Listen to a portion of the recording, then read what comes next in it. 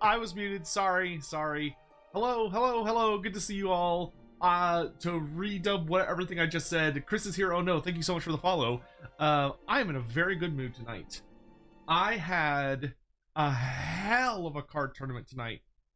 Oh my gosh. I did what was called a, hold on, I want to show y'all. So I did what's called a rare battle, which a rare battle, is a rare battle essentially is a it's like it's a tournament that you play where everyone has to play the same deck, so or the same set, sorry. So basically whatever set is the rare battle, so it might be like Full Metal Alchemist Brotherhood, or it might be Kagurabachi, or it might be Bleach Volume 2. Actually, the volume wouldn't matter, but it'd be like Bleach, or it might be Sword Art Online, or it might be Inuyasha, or Gurren Lagann, or whatever it is. But there will be there's a set, and everyone has to play the exact same set. But you can use any of the cards from within that set. So basically, you design a deck. So everyone's playing from the same set. So everyone tends to be aware of what everyone else can do. And I won! So I got this fucking thing. So I got the winner card, which is a very, very pretty card in person. It has like beautiful gold foiling. And I won this motherfucker, and it's like $150 card minimum. So oh man, it was ballsy too. Like it was a hefty tournament. Like every single game I play, so Union Arena is a system where everybody gets 4 life, or everyone gets 7 life. So everyone gets 7 life cards, and when you play against one another, every time you swing, if it goes through unblocked, you hit the other player, and one of those life cards will be revealed and like can do something. It'll have a trigger effect. But you have to basically hit the opponent 8 times, or for 8 damage over the course of the game. And every single game that I played, I got knocked down to my last life before I got him. Oh, it was so stressful. And especially because I recognized one of the other players, who I was not thrilled to see him there, because there was a lot of rare battles tonight for Kagurabachi. So there was like rare battles in separate different locations, and that son of a gun had traveled, instead of going to any of his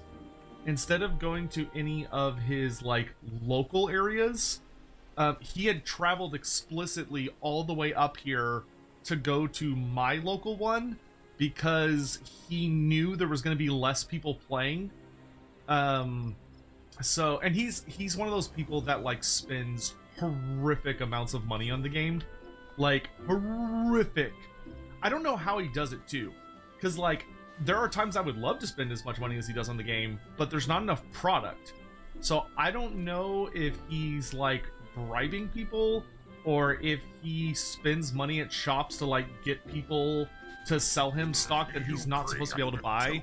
But he has consistently been getting his hands on like way more product than he should be able to. That's a little too low. And I don't like people like that who like are whales, because they make it hard for other people to just enjoy or get into the game. It's a strong start to the series, but it was written by Dan Abnett, so that's to be expected. Some early installment weirdness, but great quality does. Very given all the different. Oh, I have opinions. I have opinions on Horus Rising. We'll get to that in a little bit. But anyway, let me go ahead and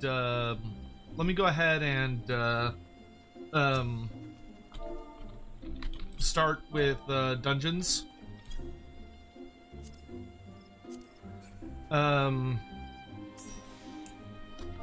Anyone else online wanna play. Also, I have not done my journal for this week, so I can go pick up journal.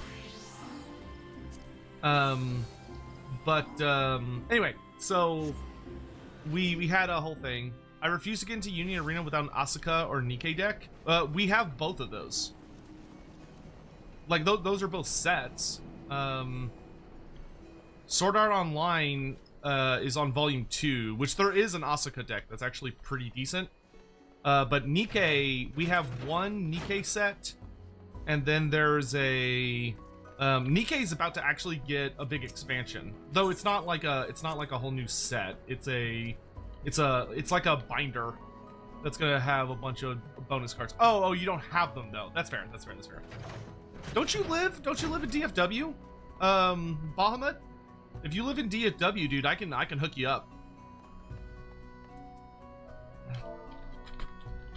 Hey Ray, wanna do daily dungeons with us? Yeah, if you live in DFW, if you want to come to our locals on Thursday, there is a bunch of I have a friend who has like a shitload of Nikke that I'm sure he would be happy to either lend you or sell you or whatever, however you'd want to do it.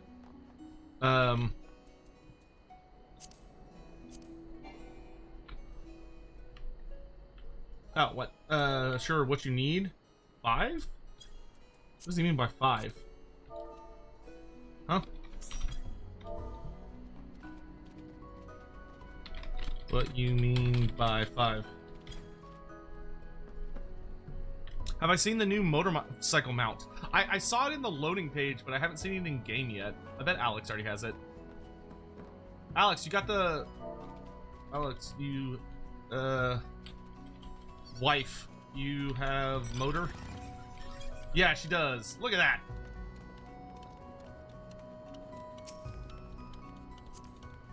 This should be a 2-seater. You should be allowed to ride on the back of it.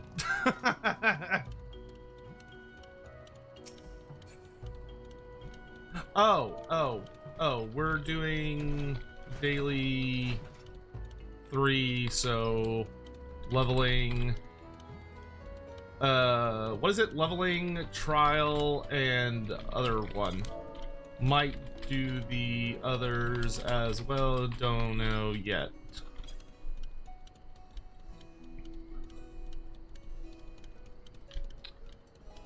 Name the shop. It's called New World. New World. It's in Little Elm on Thursdays. Yeah, I could ask my buddy if he'd be willing to sell it to you. I bet he would. You can do burnouts on it? That's fucking cool. Gingy, how are you, by the way? I think we need heals. At least at the moment. Doing well, dude. Gingy, I want... Oh, Gingy's here. Hi, Gingy. Hi, Gingy. What are you doing? Are you streaming or are you just hanging out? Did you buy that? Is the motorcycle buying or is it event based? Oh, you don't mind? Okay, cool. Sion, thank you for the super chat. But generally, you can bet on books by Dan Abnett, Aaron Dallas, Stu Ballin, Graham McNeil, Chris Ryan, Guy Hiller, always top tier. Yeah, I mean, whenever they've written those of them that have brought for fantasy, bought and hanging out. Okay, cool. Okay, we're gonna go do our dailies. But if you want to join us for the trial, because with trial we can have 8 or more people. If you want to join us for trial and stuff, we can have you along for that, Mr. Gingivitis, sir.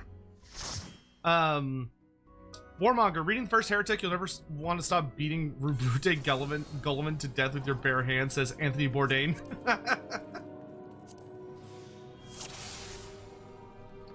But oh, dude, so I won a big dick card tournament. Oh, you gotta go. Okay, Thursday. Okay, cool. Well, if you, I'll try to be on earlier tomorrow if you end up wanting to play. Though, oh, there's something I have to do tomorrow. Yeah. Well, Gingy, thanks so much for coming by, dude. You know you're one of my favorite fucking people on the planet. So, I'm so pleased to have you join us for a little bit. Thank you so much for coming by. I really do appreciate it. If y'all, hold on. I gotta do the thing. If y'all are not following Gingivitis, then you're basically dead to me, and I don't think that you deserve to breathe, to be really blunt. Gingivitis is like one of the best people in the world, and a very good friend of mine. So please go give him a follow and make sure to support him, because he's so fucking cool. He's the best. God damn it, I did the wrong command.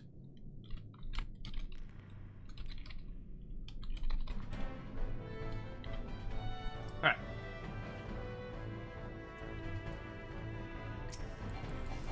Fucking love Genji, dude. He's 50 away from 3K. Go follow him. Help get him to 3K. What are you doing? What are you doing? I love how big this bow is. This is like a proper fucking longbow. Thing's huge. Can't follow him twice. Unfortunately, that's a pretty lame limitation of the system. I agree. I should be able to follow infinite times. Salter, thank you for following Gingivitis. For that, you get a fucking cookie today. You get a good cookie too, like a full-on fucking chocolate chip or some shit. I managed to pick up Nurgle and Tzeentch Liber Chaotica books, so my monthly Warhammer budget is gone. Oh geez. Yeah, I'm fortunate that I have like a master copy that has like all of the different factions in it. Or all 5 of the books together. But that's awesome. Dude, those are really, really good ones. Tzeentch, I think Tzeentch and Nurgle are the best 2, in my opinion. Followed probably by Khorne, then Slaanesh, then Undivided. The Undivided one's pretty meh. Because it's really, like, it's good. It's worth having, but it's mostly just about Be'lakor.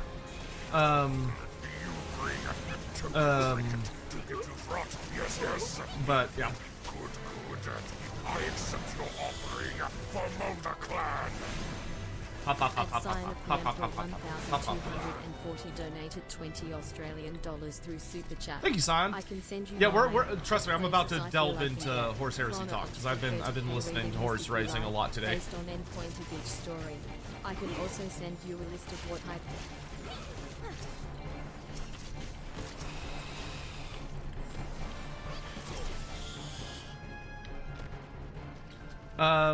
Very fond of oatmeal raisin. Oatmeal raisin's respectable. It's not my favorite by any stretch of the imagination. Like, my favorite is just like a good iced sugar cookie, but I'm super, actually no, that's not true.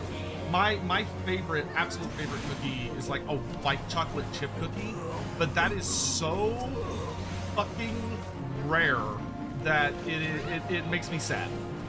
White chocolate is not nearly enough of an appreciated thing. The rarity of it will always make me very sad. Because I think white chocolate is like the most delicious thing on the face of the earth, and nobody has it. Nobody has it. Which drives me crazy. I think my favorite cooking, seasonal and at a bakery out of your state, that fucking sucks. I mean, the best white chocolate I've ever had is at a place in New Mexico, in Albuquerque, which makes me eternally tragic, or I find deeply tragic, because obviously I live in Texas, and Albuquerque is a very long way from here. And the only time I ever go over there is to visit a buddy of mine. But anyway, alright, so, Simon, thank you for the super chat. I can send you my, as close as I can feel, I can get chronological 30K realist if you want, based on endpoint of each story. I can also send you, not right now, Scion, maybe later. Right now I'm kind of just really taking my time with stuff. But I appreciate the offer, maybe eventually, not as of yet. I know, dude, dude, Genji, I didn't realize we were true butt buddies. Me and Genji are like eternal butt buddies now. I did not realize you were also a fanatical white chocolate fan. That brings me, that explains so much. That explains why you're like my OTP. Like, goddamn, dude. I judge people whether or not they respect white chocolate as a flavor or not. If someone's like, ew, white chocolate, I'm like, well then we're like, we can be friends, but we can't be best friends.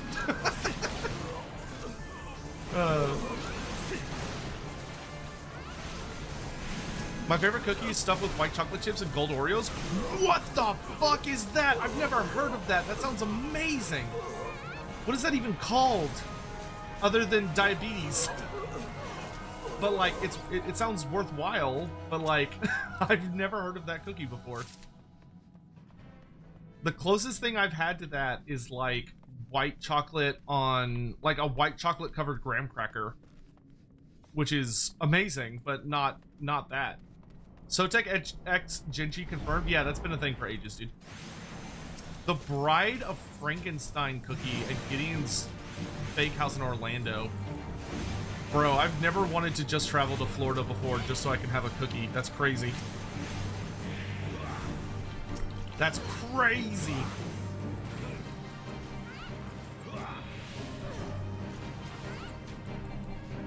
Oops. Get poisoned, idiot. It's a half-pound cookie. Oh my god. Bro, that's terrifying.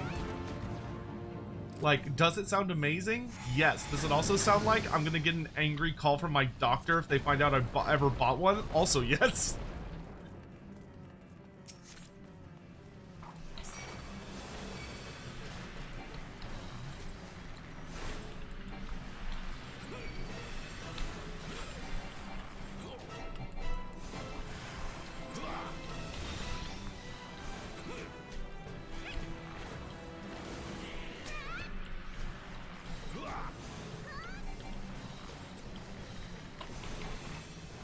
Not having any of my Bard songs makes me sad. I'm gonna send you a link to their menu? Dude, please do. Don't do it. Florida's not worth it. I mean, listen, dude, I live in Texas. I really can't talk that much shit. I think Texas overall is less of a shithole to live in for a lot of different reasons, but it's not that much better. And to suggest otherwise is intellectually dishonest, and I'm aware of that.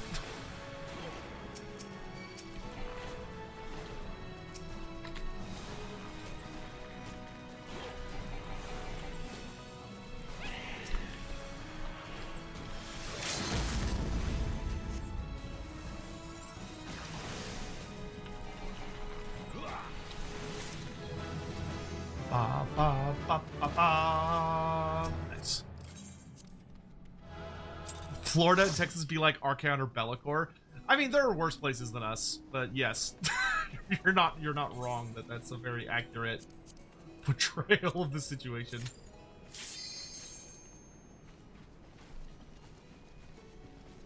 I did the right one, right? Yeah, that's right.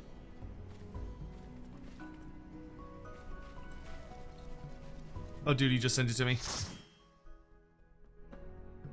Ha! Ha! White chocolate, golden Oreos, and M&Ms. Bro, what is this? Genji, have you found, like, the physical location of the Circle of Gluttony? What is this place? Are you on Twitch, dude? Yeah, I'm on Twitch.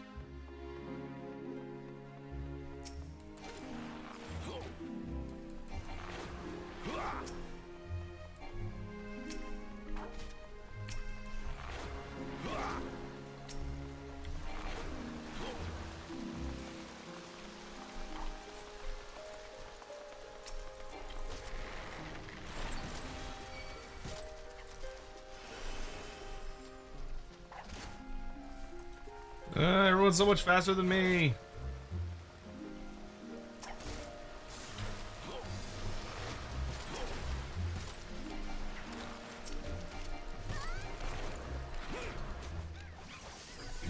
Okay, buffs. And now I unleash absolute hell.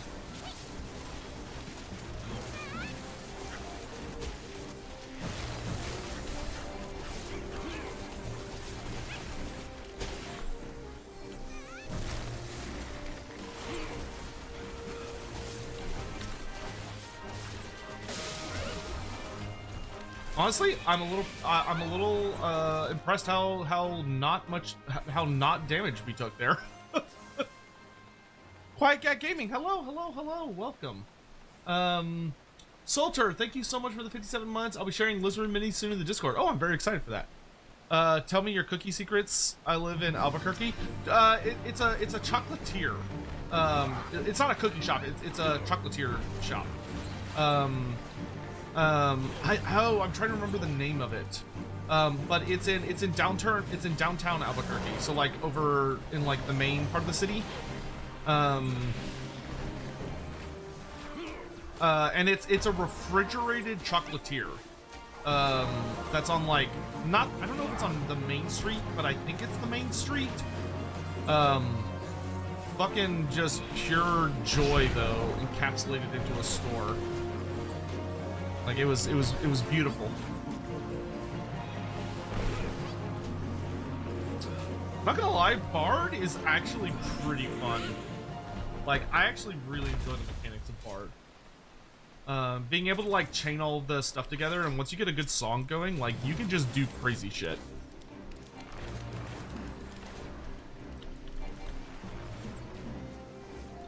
It's got a lot of really nice buffs too.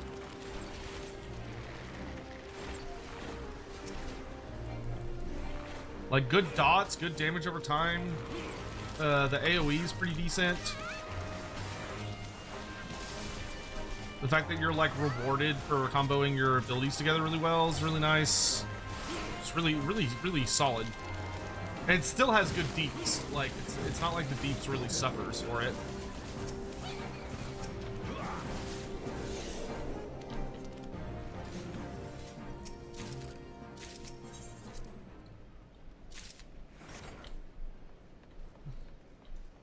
The casino Bard weapon? Oh.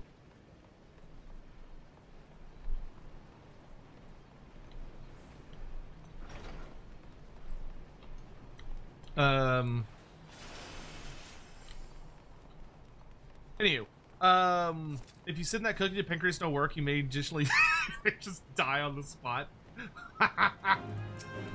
Bro, if I ever want to try, if I ever get desperate and try to take over his YouTube channel, that's how I'll do it. I'll just try and appeal to his gluttony and just try and make it where his pancreas just finishes him off. Alright, GG, have a good night, dude. Thanks for, I really appreciate you coming by to say hello. I hope you're doing well, brother. I'll try and be on a lot earlier tomorrow. I had my card tournament tonight, so that kept me out kind of late.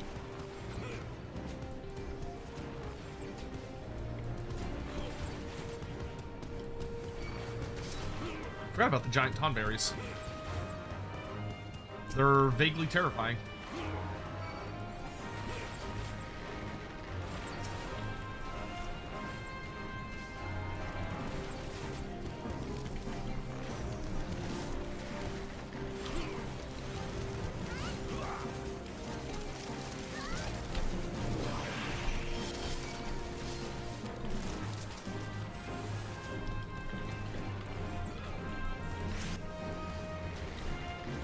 Oh no, that's not who I wanted to target. Ah, that sucks.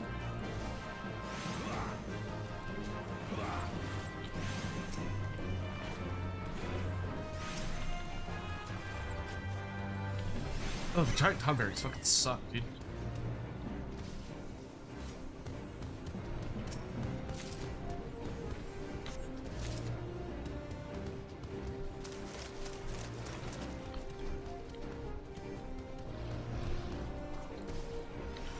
Run, run, flee, flee!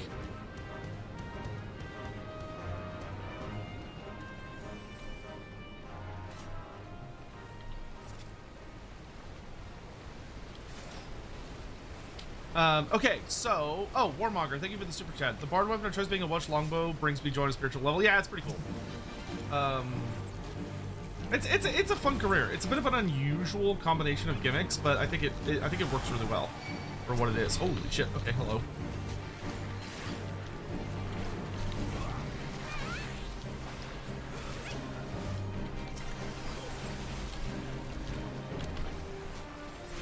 Wait till you get to 70. I look forward to it. things get bloated.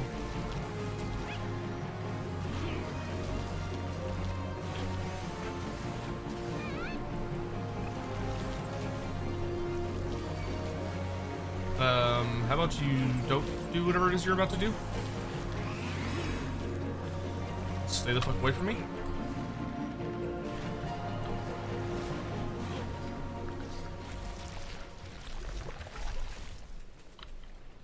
What level is this dungeon? Whatever. Those pants are significantly better than mine. What the fuck?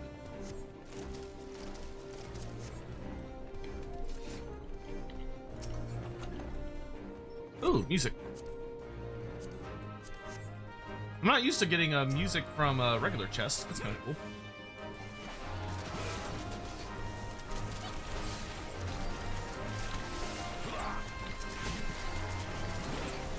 More AoE, more AoE.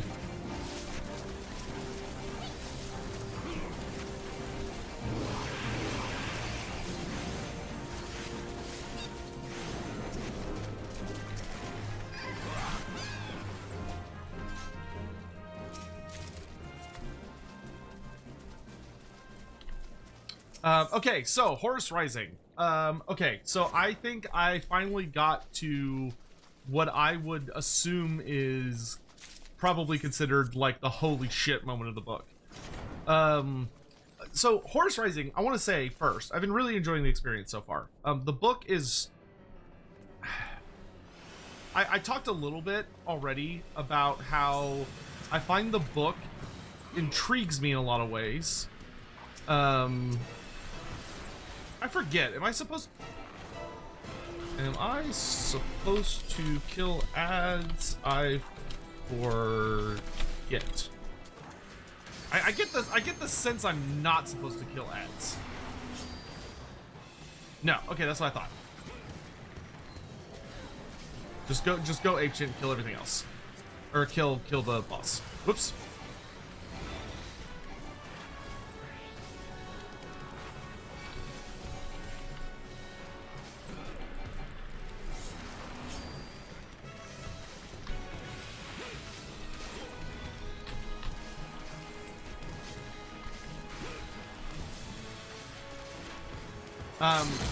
So anyway, Horus Rising. The book is super interesting on a number of levels. Some of the biggest ones being that I find it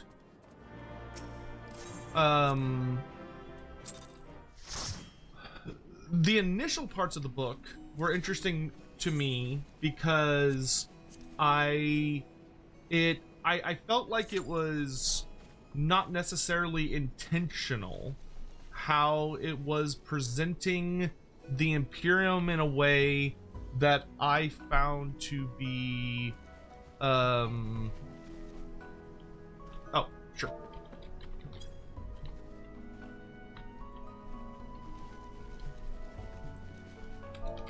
My bad, should have checked.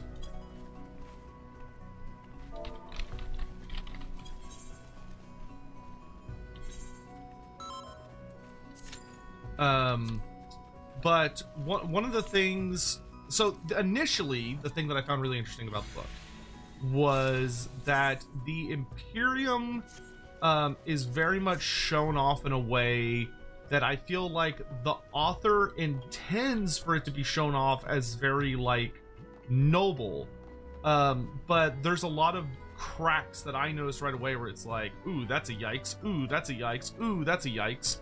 But I think the author does a really good job of giving you Loken as sort of your main POV figure, where what makes Loken unique is the amount of doubt that he has. That's kind of like the core concept of his character, is that he has a notable amount of humanity and doubt compared to all of the other Astartes characters that you get to see. And it's like very much called out about the fact that he is unusual in that he actually has questions and wonders a lot about the things they're doing instead of just accepting it for what it is. About that, one of the things I find particularly interesting as you're going around, you're meeting all the other characters, is you have this building idea of the Imperial truth throughout the book. And up to you. Okay. You have this idea of the Imperial truth building throughout the book, which is this idea that the Emperor has told them a whole bunch of information, and they're like, oh, the Imperial truth is like the one true truth of the setting, and they use some like kind of alarming messed up terminology where they say, like, you get the whole thing from Cinderman about how they know they're telling the truth, not because they are not because they're the strongest, but they are the strongest because they're telling the truth, which is a very it's an extremely sinister idea, right? Where it's basically like, oh, we're the good guys and we win because we are like fundamentally correct.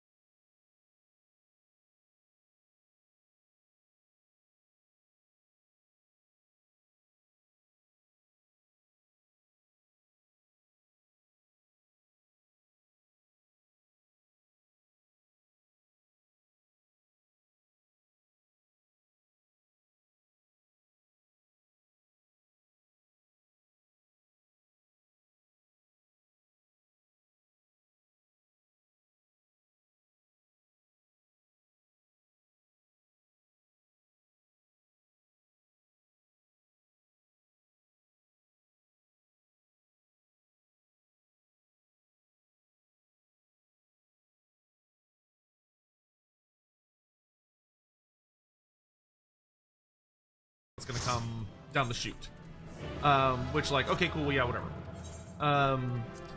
But that idea gets turned on its head in a really interesting way when you get to meet hold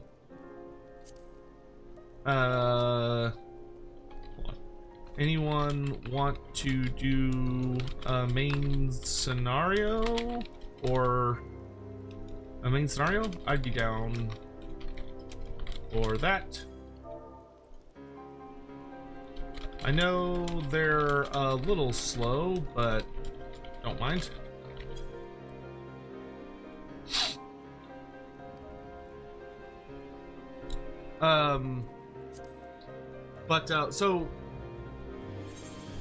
So you carry on with the story, and then one of the things that I found really interesting is when you meet Rogaldor, not so much for Dorn himself, but for Sigismund, where Sigismund gives the whole speech about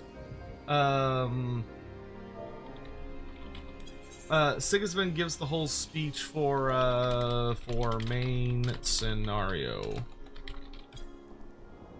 Wait, is this a 4-person or a... This is a 4-person, isn't it? Yeah, so somebody needs to be healed. Okay.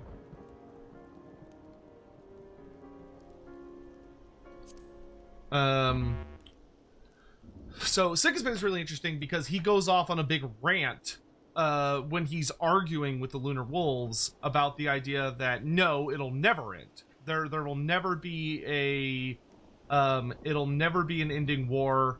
It's going to go on for eternity because the galaxy is just too big, and they're eventually going to be forced to go, like, to start doubling back and having to protect the territory that they're taking, and that the bigger they get, the more difficult it will become, until they eventually are going to reach a point. Who's gonna heal tank? Because eventually they're gonna hit a point where they are no longer able to, like, they're not going to be able to expand and defend their territory very well simultaneously. So you have this idea from Sigismund where he's like, no, the war's never going to end. And they have like an interesting argument about that, which is like, oh, cool, interesting, okay, cool. But the thing that it builds up to that I found particularly intriguing is that, so you have this idea throughout the novel about like the Astartes are borderline unstoppable, which is funny because the further you get in the book, the more stoppable they get. like it's like, oh yes, they're unstoppable, and then you start like meeting more and more Xenos that can like just casually rip apart an Astartes, and you're just like, oh Jesus Christ, all right. There's some spooky ass shit out here. But like I just got to the part with the giant spider people. But anyway, so the book takes the end of part 1, which is when the book is very much spoilers, by the way, like mass spoilers. Horus Rising has been out forever, so but spoilers if you're someone that I'm going to be talking about it for the next few minutes. So apologies. Feel free to just mute me or tune me out. But one of the things that happens is that when they go to the big planet where they're going to attack all these humans, you get your big showdown with Chaos for the first time. Which honestly, from how the book was being written, I was not actually expecting Chaos to show up in Horus Rising. I thought they were going to save that for like a later story. And just mainly focus on like the human politics. But nope, Chaos shows up, and you meet the, I think if my memory, the book doesn't tell us this, but if my memory serves, I believe it is a demon prince that you meet by the name of Samus. Because Samus is a name I recognize, and I'm pretty sure it's a demon prince. But you meet Samus, who is beautifully portrayed, to put it very bluntly. There's a lot of different ways they could have chosen to portray a demon, and the way they go with, I think, was absolutely fantastic. I think it's one of the best portrayals of a demon that I've seen outside of a roleplay book. Like, granted, it's a demon prince, if memory serves. So it's not a casual demon. It's a pretty big dick one. But like, it's like, man, I really feel like that's the gravity that demons should always be treated with. Like, even a lesser demon should be treated with that much gravity. But anyway, so you have this big build up to Samus. And when Samus, the thing that caught me off guard, because I genuinely was not expecting it so early in the series, was the possession, where Samus basically gives this whole big speech about, like, you have this building dread of Samus, and the story does a very, very good job of building it up on, like, oh, is Samus gonna do anything, or is this just like building some back there? Because like, I knew it was a Chaos Demon the second it got mentioned. It's like, okay, obviously that's a Chaos Demon. But you have like this whole like building narrative. 1240 donated $20 through Super Chat. Samus, that's the only name you'll know. Yeah, Samus, which like what a cool little the dead. chant Samus, as well. I am Samus. Samus is all around me. Samus. Yeah. So when does Ridley show up? Dude, Ridley could fit so perfectly in that book. It wouldn't even be that much of a surprise, honestly. But anyway, so Samus possesses a Space Marine, and the book does such a good job, in my opinion, of showing. Okay, I'm gonna say this, which I don't think this is an unpopular opinion, but I know not everyone necessarily follows it.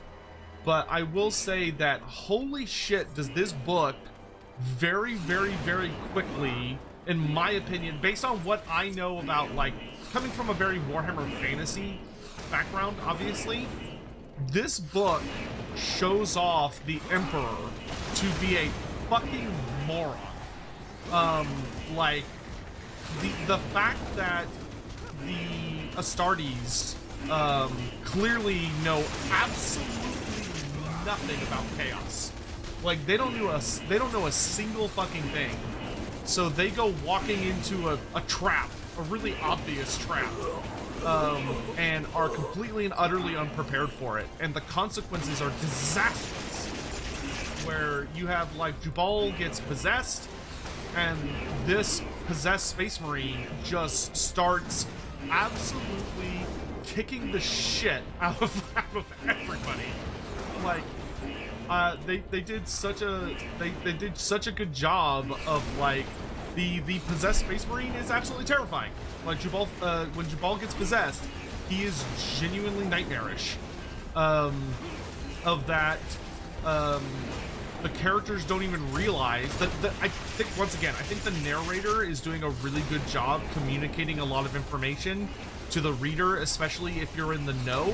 Like, if you know what you're looking at, I think it does such a phenomenal job of expressing what you're looking at. Of that, the possessed Jubal is so much stronger than the other Space Marines.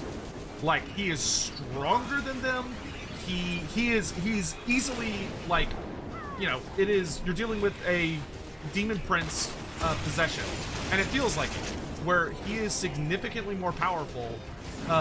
It's just that he is, I will say he's a little weird for a Demon Prince. And this, I don't know how much they're going to explore Samus later on. And don't tell me, like, you know, no spoilers. But I'm just sort of talking y'all through my thoughts, because I think from what I have been told from reading y'all's comments, people seem to be interested about when I talk about these kinds of things. I will say that Samus definitely feels really weird for a Demon Prince character. He does not, and I think this is due to when the book was likely written. But he comes off much more like he comes off almost more like a lesser demon, or a really unique, greater demon, because he's very much treated more like a elemental force, which the book deliberately, like, uses that terminology, where he doesn't feel very intelligent, so to speak. Where, you know, he's like repeating the same phrase over and over and over again, and when he takes over Jubal's body, like, at first it seems like Jubal is just possessed, or corrupted, I should say. Sorry, not possessed. But, like, at first it seems like he's just corrupted. So, like, he's been driven insane, which is very much the case. But then after he dies, you get that absolutely fantastical part where, as he's laying there dead, and you have the scene between Cinderman and Loken, where Loken's like, what the fuck is this? I thought demons and spirits were not real. And Cinderman's like, oh, well, there's a rational explanation for this. It was clearly a disease. And it almost it almost feels like fucking, it definitely almost feels like Samus takes that as like an insult or like a challenge, and he's like, oh, a disease, am I? and he possesses the corpse of Jabal, and then he's a genuine possessed, because he like rapidly mutates and like turns into this big horrible monster. And you very much get the idea that as he when he's possessed, you know, he like massively grows in size and he's basically unstoppable. And the only reason they're able to kill him is basically because he kind of acts like an idiot. I don't say that as like a, oh, bad writing.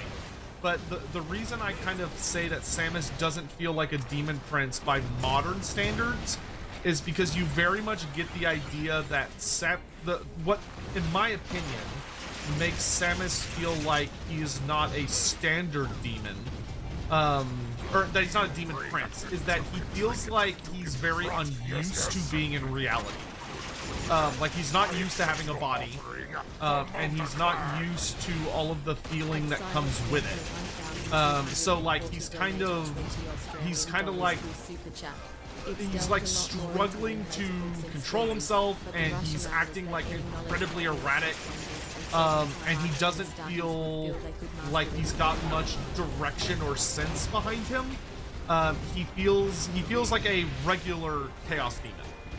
Like I would say he feels more like a horror or a bloodletter taking over someone's body instead of a demon prince, where a demon prince I feel like would be much more aware and in control and be able to like talk relatively normally, and communicate and do all these very complex ideas.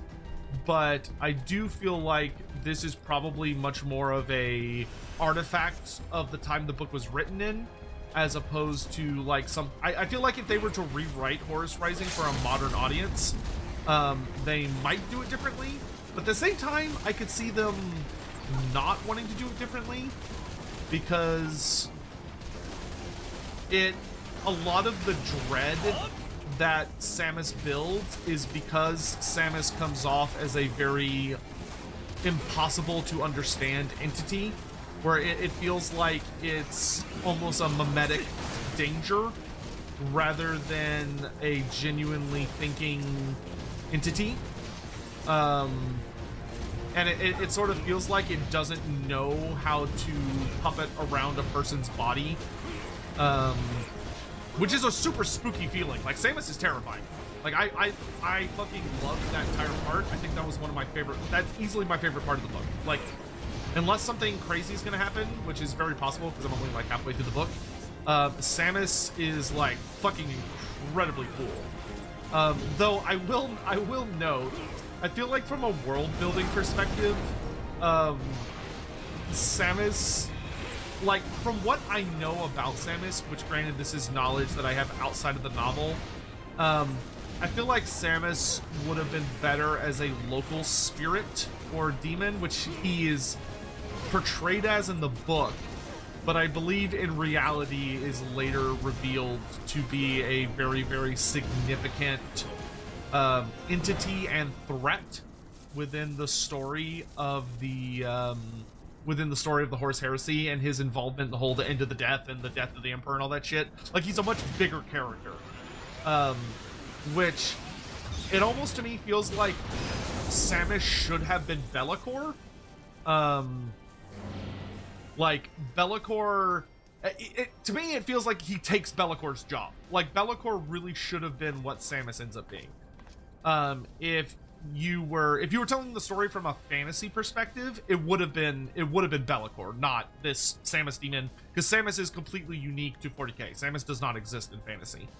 But anyway, all that said, thank you for the super chat, Science. Delved a lot more in the later books of the series, but the rationale is that any knowledge of chaos is dangerous, and certain Primarchs and Astartes would feel they could master if they knew, Magnus and Horus in particular. Yeah, and I can understand that logic, but one of the things that and granted, once again, this comes from a very fantasy perspective of that the Emperor is clearly just wrong. Like, he's super duper duper just fucking wrong, I would say. Of that, it shows that he it gives off the impression, and so far the entire book gives off this impression, which I like this, but I think what I'm about to say, there are a lot of Imperium fanboys that would hate me saying it. But I think the book goes so far to showcase very inherently how hilariously hypocritical the Imperium is, and how the Imperium in many ways tries to define itself as being like the peak of humanity, when it's revealed like over and over and over again to be just as deeply flawed, if not significantly more so than most of humanity. Where you have this empire that is trying to crush all other empires under its heel, to the point where, you know, they fucking hate and despise all Xenos. Because it's not even just that they're like, oh, we have to like compete with the Xenos for resources. Like, they hate them. They genuinely, deeply, emphatically hate everything that is Xenos. And yet, and they try and kind of show themselves as like, well, we bring like truth and knowledge and freedom from Old Night. But the longer the story goes, the more it starts to reveal that they're not the Emperor is very much has zero faith in humanity. Like, he has absolutely no faith in humanity whatsoever, because he's not willing to trust humanity to like grow and learn from its mistakes. Instead, he is going around and crushing any and all forms of like individualism that do not fit with the paradigm that he's building. And if there's any knowledge that he believes that they should not, is not like part of what he wants them to be, he suppresses that knowledge. Where like, I think one of the best moments of the book, in my opinion, like something I actually really, really enjoyed that showed off the hypocrisy of the Imperium, is when the Remembrancer is murdered. At sign of the Emperor, 1,240 donated $10 through Super Chat. 1,000 suns. The first heretic of the master of mankind will dive more into this stuff more, as do the Salt books. I'm very interested to see what you think of those books in particular. Ooh, run away. Yeah. But anyway, so like so there's a Remembrancer who relatively, like in the first quarter of the book, ends up being murdered. And one of the things I thought was so genuinely genius about that part, like genius, like I loved that part of the book, is that you have this whole building up moment to him being murdered. Like it feels super obvious that he's going to be murdered. But the book actually, I think, does a beautiful job of misleading the reader and setting down false trails. Because what the book does is the book's trying to convince you, want to do an alliance raid? Or are those super long? I don't know how long an alliance raid is. Oh, they take like... Those can be long? I mean, it's good XP, right?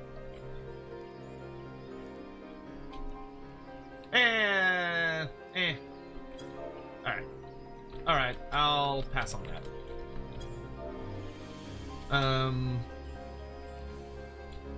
Wanna do journal now?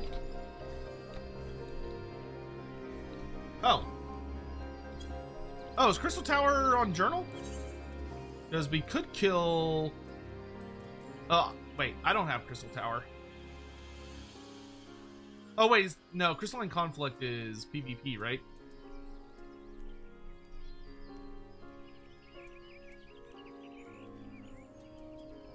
Wait, is Crystalline Conflict... Or is that Labyrinth of the Ancients?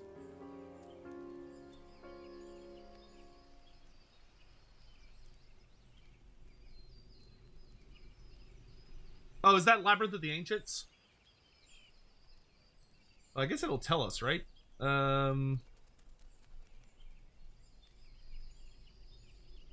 Things down, not allowed.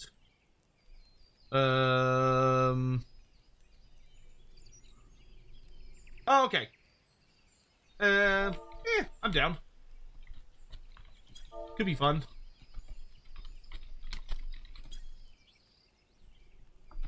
Haven't done it in ages.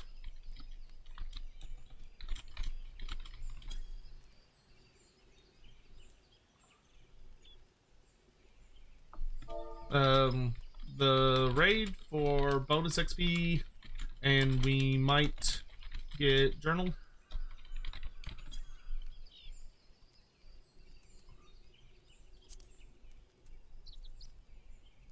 I'm not a high enough level for the normal raid. Okay, so the normal raid would have probably been Alexander.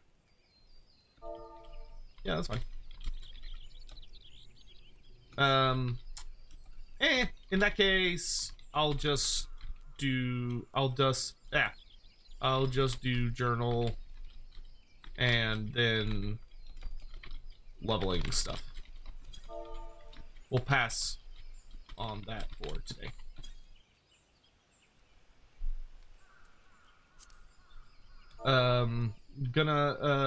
You mind doing unsynced journal stuff real fast? We could do a 50 plus dungeon legit for journal as well as just XP.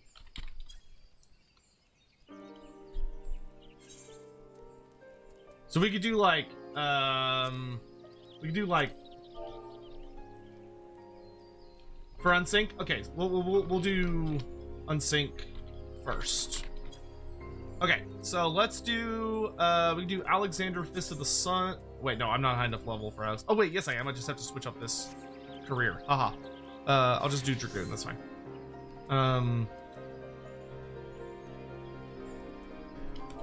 Yeah.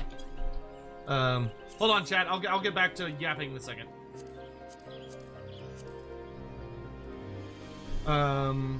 Let me just get my shit in a row here, or my ducks in a row here. Okay, so we'll do. We'll start with Howling Eye and go from there.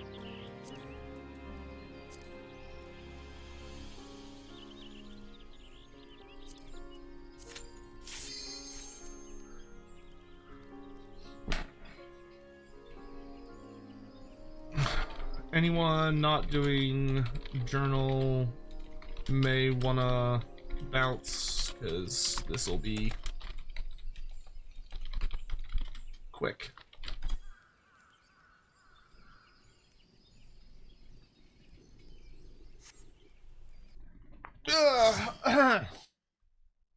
Warmog, not to mention the equal hatred given to human phenotypes that are not the absolute baseline human. Yeah, but anyway, so hey, Balmung, how you doing? Good to see you. Hello, hello, hello.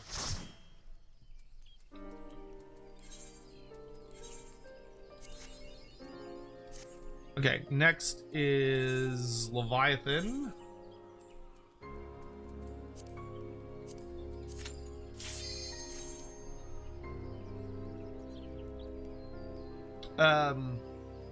So anyway, I think probably one of the most interesting parts of the book is the murder of the Remembrancer, because the thing that the author does really, really well is he builds up. You have this whole building up moment of that the Remembrancer, he sort of like, he leaves the safe zone and he goes wandering around the war zone he goes wandering around the war zone of this planet, the city they just took. and you have this whole like build up to you very much get the feeling somebody's gonna kill him. And there's build up. It's a ton of build up. It's almost a silly, it's almost an over the top amount of build up. And you have this rising tension just constantly. At sign of the Emperor 1240 donated 10 Australian dollars through Super Chat. Thoughts on each of the main characters? Horus, Loken, Torgadon, Abaddon, Axamand, Keeler, Carcassy, Cinderman, and Olaton. Plus side characters. Yeah, I'll talk about all of them in a minute. So you have all this building tension in the book, and somebody's gonna kill him, somebody's gonna kill him, somebody's gonna kill him. And the thing that the book does that I think is really, really clever is that as it's doing all of this building up, it's trying to convince you, debatably trick you, into believing that it's trying to trick you into thinking that he's going to be killed by a local.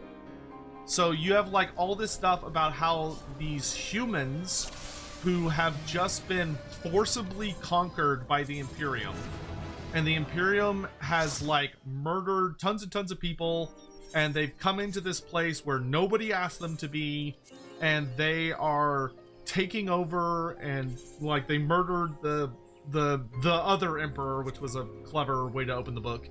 And they do all this crazy shit. Z1T7. Or no, S1T7. No, it's Z1. Oh, Z1T9. I'm just stupid. Okay.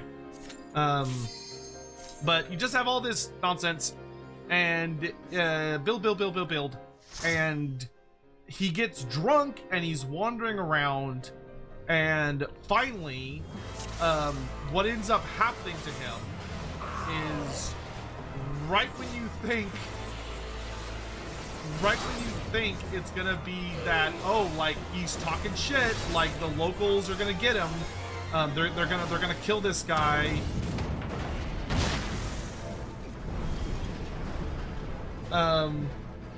They're gonna kill this dude because he is clearly like he's mouthing off and he's somewhere he's not supposed to be, and you're hearing about insurgents and like all this other nonsense, and you're like, okay, this dude's gonna die, only for a group of Imperial soldiers to show up. So like actual Imperial guard from like Terra or from some loyalist planet. So like full-on Imperial people show up, and they're the ones that murder him. Good and evil, such is my turn. The guy who like it's not the people that have been brutalized, it's not the people that have lost everything and who have been violated by the Imperium and all this stuff. It's not them that kills him. It's his fellow Imperial citizens, because he basically commits the sin he commits the quote unquote sin of like doubt, of that he's like going on and on about how the war is never going to end because people are people, and humanity like basically does not do well under tyrants. You do have Sephiroth in your thing. Okay, we can do Sephiroth real quick. That's fine.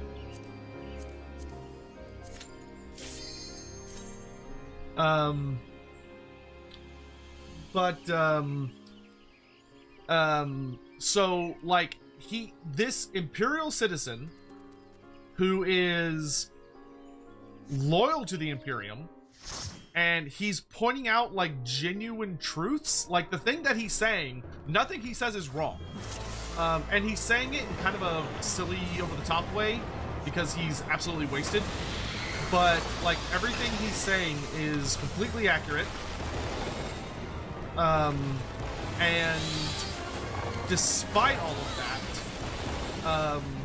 he ends up being beaten to death by members of the Imperial Guard, Imperial soldiers, because that's literally all the Imperium knows how to do.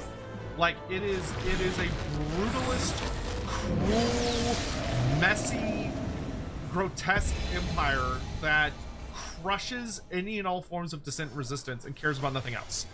Like, all it cares is about domination. Because this guy had the audacity to be human and to doubt.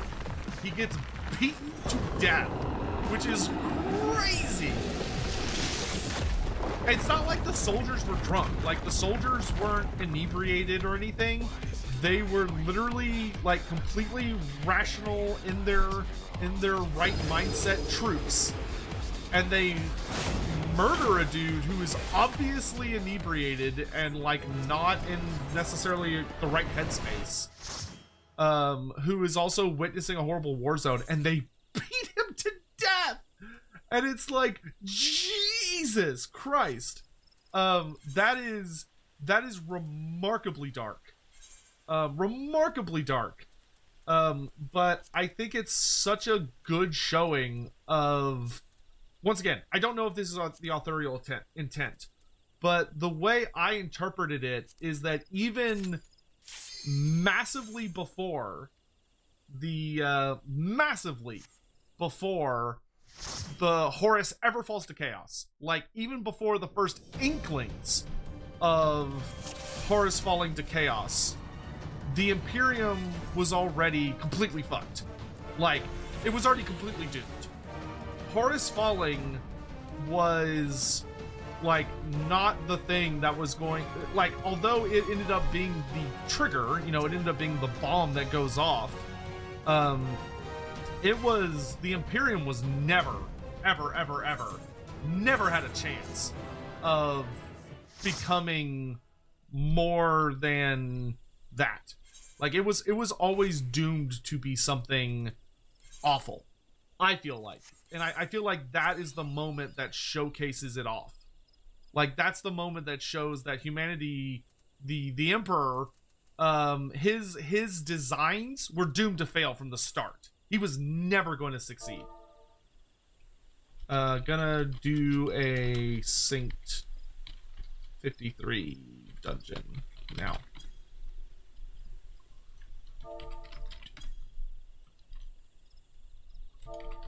If anyone wants to jump out. Saw them all.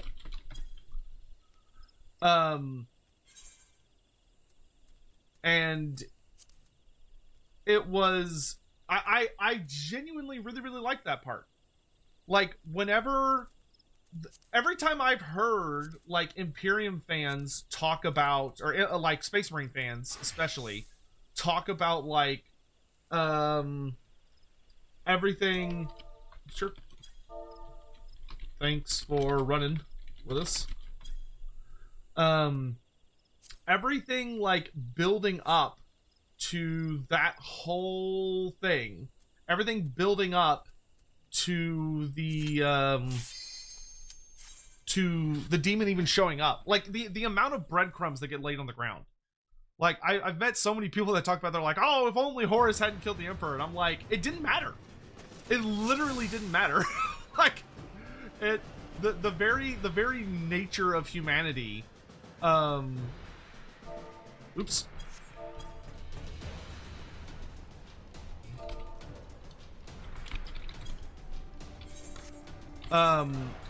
It was, like, absolutely doomed. To give to Throt, yes. Yeah, I was too busy yapping. Good.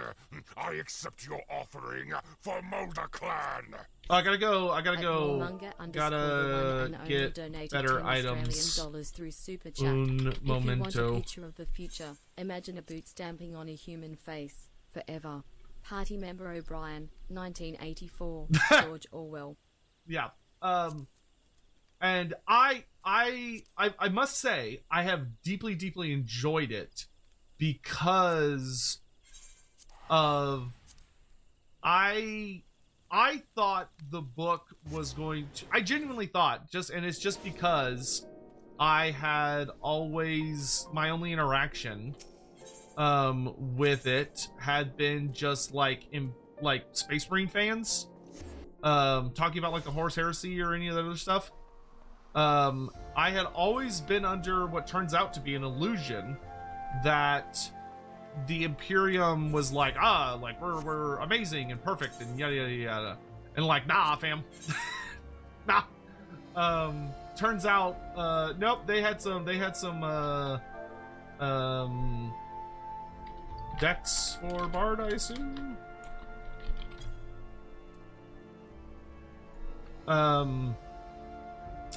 They were always very, very deeply troubled. This gets me 60 and below, so I want to keep that. I need bracelets and a necklace.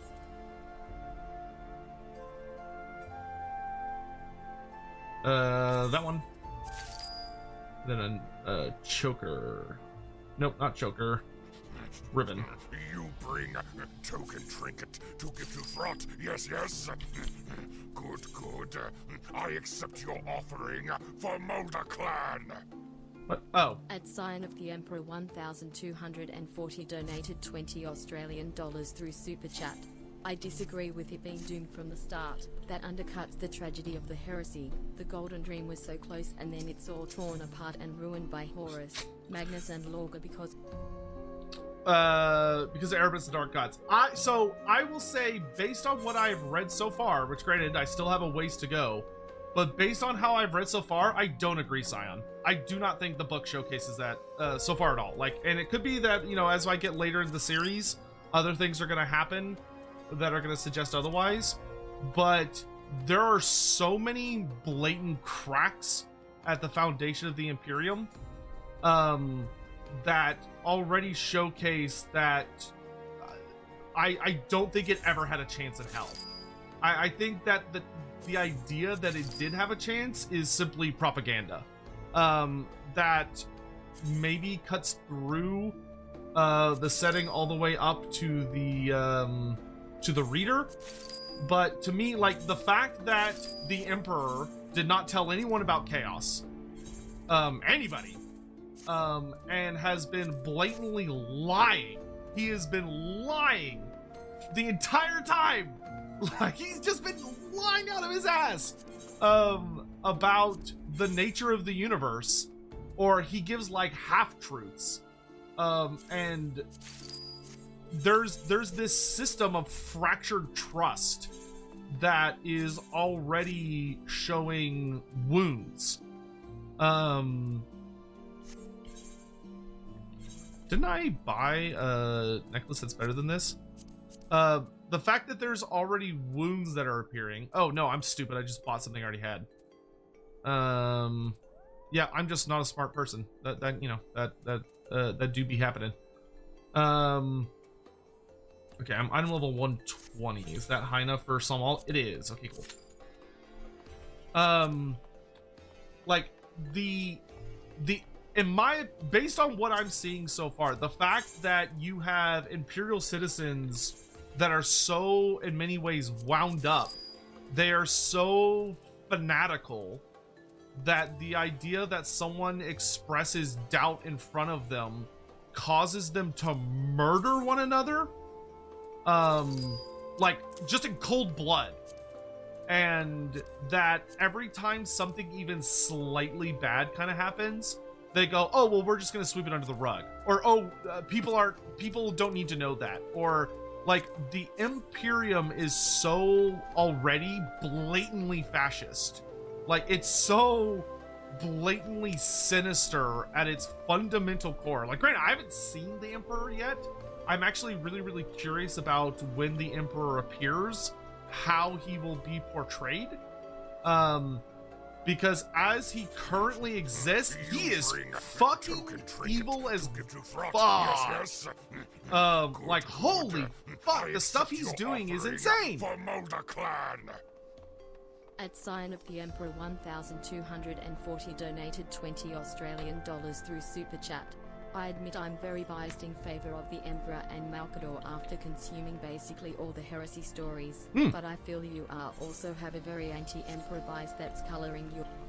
Well, and I'm only on book 1. Like, you know, I wouldn't take anything I'm saying to be particularly deep, because this is like the equivalent to someone reading the first Gotrek and Felix book and then giving detailed thoughts about how they feel about the entirety of the Warhammer fantasy setting in the Empire based on the first Gotrek and Felix novel, which is that you're working with a really teeny tiny set of data. Like, obviously I've got some other information that is informing some of my thoughts from like just my casual interactions with the setting and like the knowledge that Horus is going to fall, and that, you know, shit's gonna hit the fan and all this other stuff. But as where I am right now, which isn't even, I'm not even all the way through the book. I'm only half of the way through the book. So my information is like deeply incomplete, but what I'm expressing to you is my opinions based on what I've read so far.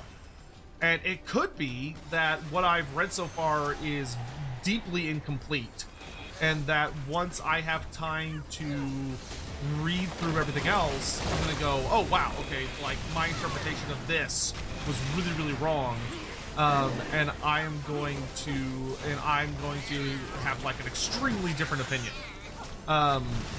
So I wouldn't worry too much about like where I'm at right now, because there's a lot more to go, and there's a lot more information that is yet to be presented. But with that being said,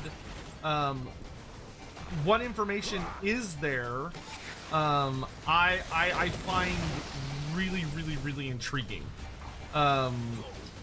in ways that I did not expect that I would. And the building dread as more and more of the Imperium stuff gets revealed is fascinating to me. But there's a lot when I'm reading, or listening rather, but when I'm listening and following the story along, the things that jump out at me is a lot of the hypocrisy of what's going on. Like, the idea, one of the things that I found really interesting in the most recent bit is that Horus, and so like focusing on Horus, because Horus is a really interesting character.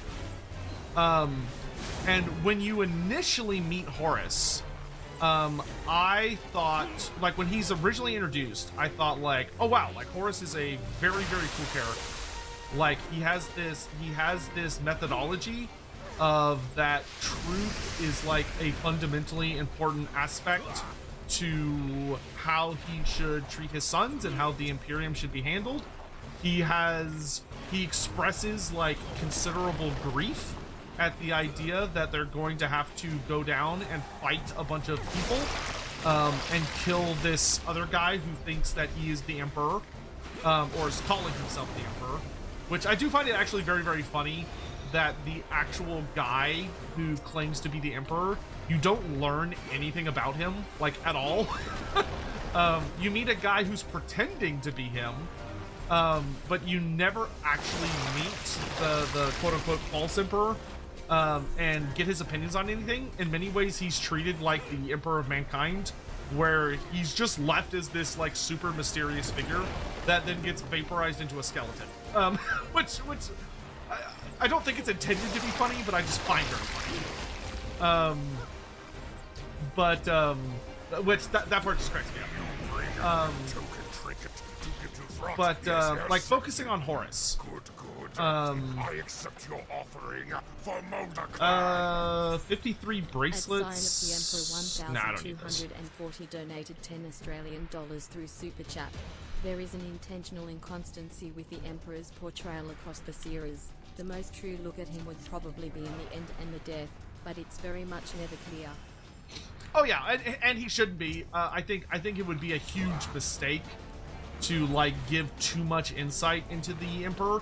I think he only works well as a character if he's left very mysterious.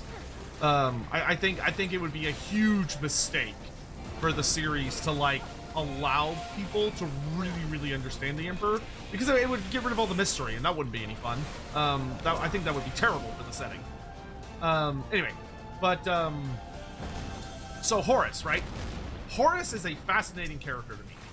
Of that, when you meet Horus, he's charismatic. He's clearly very intelligent.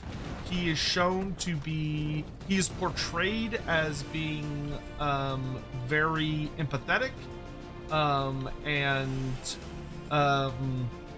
kind. Like he clearly cares about humans in his own way, and it's like, oh, okay, and he's got like this, and the idea that he wants his soldiers to be extremely educated so that they might have a place in the world beyond war and all this stuff. That part, I was like, all right, I am extremely empathetic so far towards Horus, and I think Horus has a lot of really interesting, good things coming for him. But then the chaos incident happens, and when the chaos incident happens, so you get like this whole thing where clearly everyone you've been dealing with in the novel has no idea what chaos even is, and believes that chaos is just like not it doesn't exist. There's no such thing as demons. There's no such thing as spirits. There's no such thing as gods. There's no such thing as the supernatural. Yada yada yada yada yada. Which, as the reader, as someone that knows Warhammer Fantasy, I'm like, okay, well, this is a lie. That's not true. Those things do exist. There are gods. There is sorcery, though the sorcery of 40k is still a little bit like, I'm not really sure what it is yet. But like, you have all this like stuff, and so when Loken encounters this, he's like, what the fuck? Like, I was explicitly told that none of this stuff is real, and yet it just killed it just murdered a bunch of my men and turned one of my men like insane, to the point that he murders his own brothers, and he just does a bunch of terrible shit. And even when we killed him, he's not even dead. He literally comes back from death to like harass and like kill more people, and mutates into a big horrible monster in a way that can only be described as supernatural. And I was like, holy shit, like that's crazy. And Loken's reaction is really like cool, interesting, where he's like, okay, so clearly like we're wrong. Oh boy. And then Horus shows up, and this moment completely changed Horus for me in a fascinating way that I don't think will be a popular take on the character, but I think immediately shows that Horus is a liar, and Horus is not at all what he appears to be, which is that you have this character who goes on this whole big thing about truth, telling the truth, being honest. Like he hamps on it multiple times. You get multiple speeches from Horus about how his thing, their thing, the Lunar Wolves' things, is to be honest and is to tell the truth.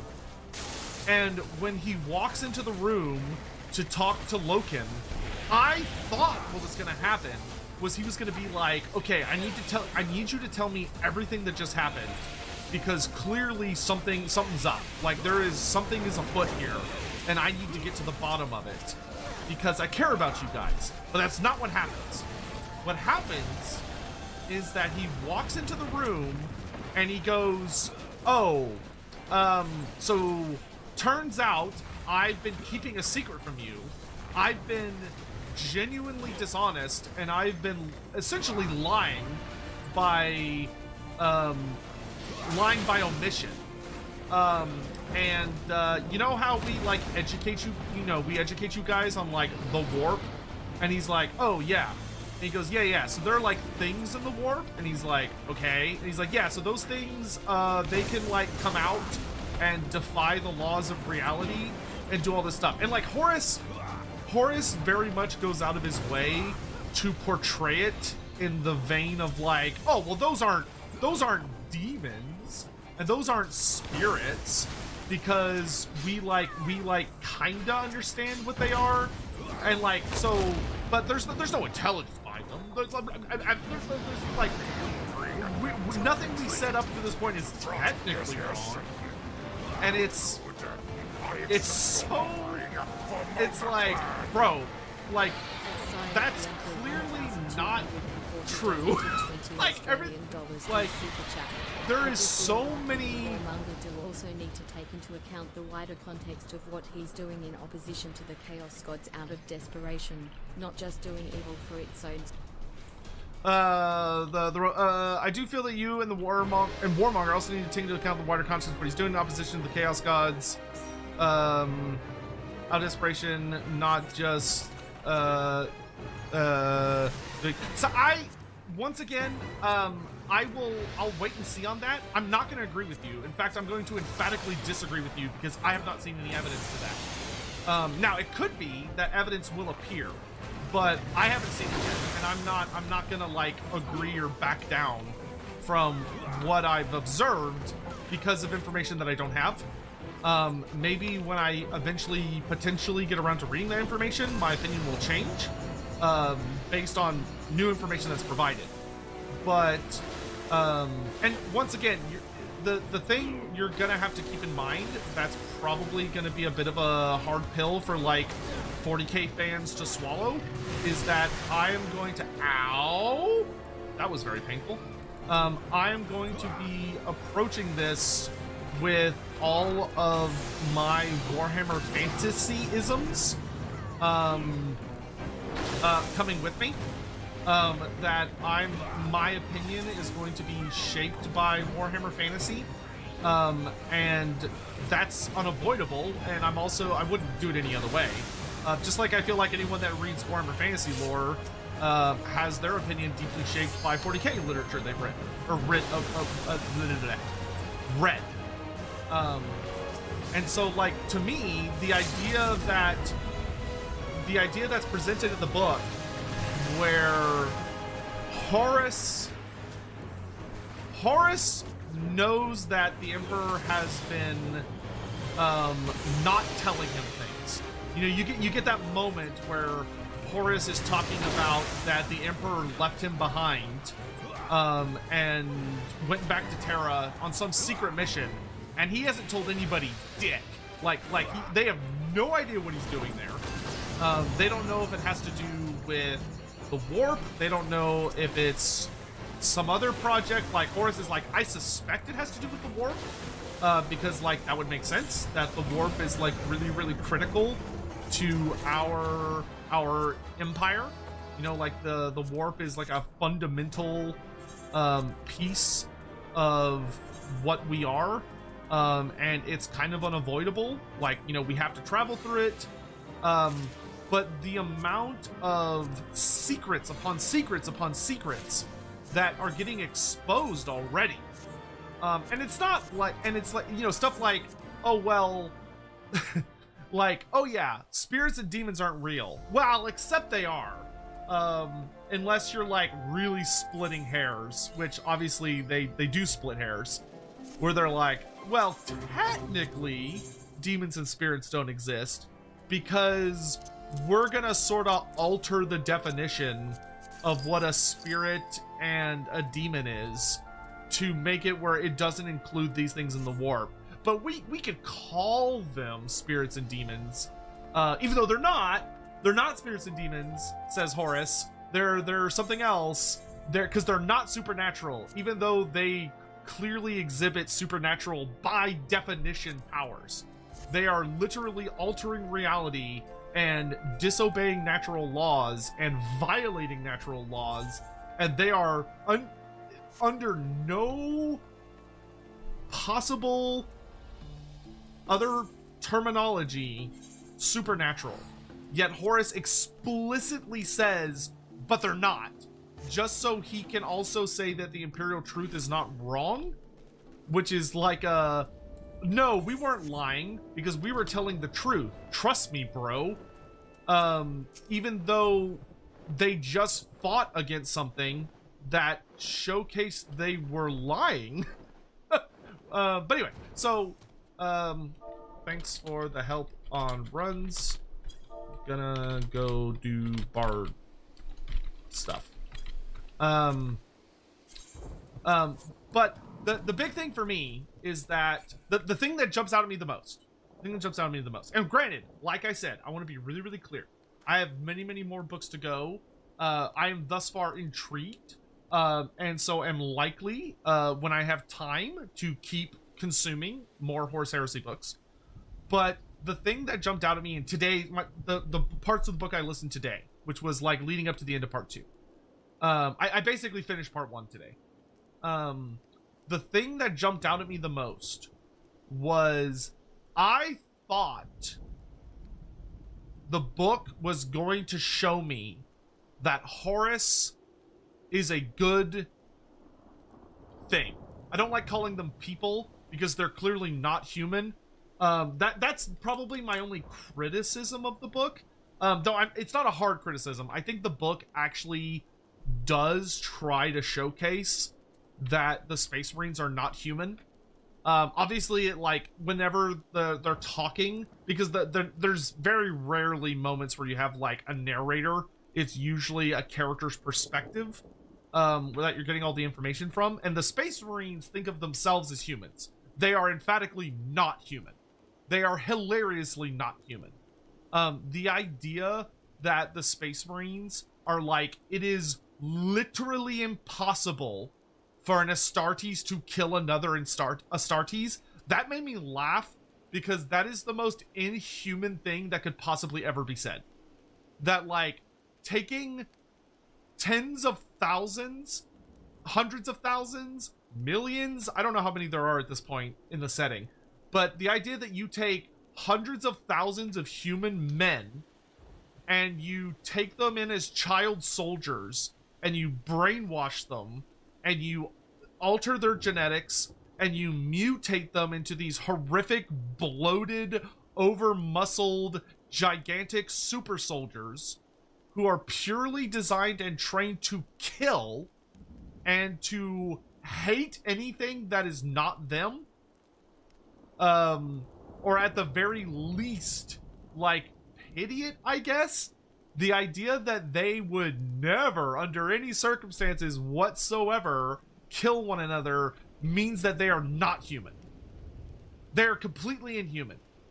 Because I don't give a shit how good your training is. I don't give a shit how sci-fi you are.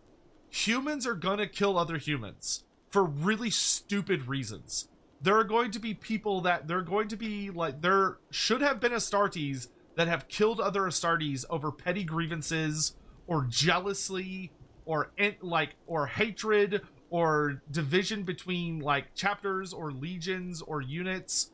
Like there should have been acts of violence between other Astartes where they have killed one another out of acts of passion, if they were even remotely human. So if I'm taking the book at face value, which I am, holy god, fuck, these dudes are fucked up. Like they clearly don't feel lust. They seem to have no desire for sex based on the in the head perspective we've gotten of characters. Like they do have a capacity for brotherly relationships.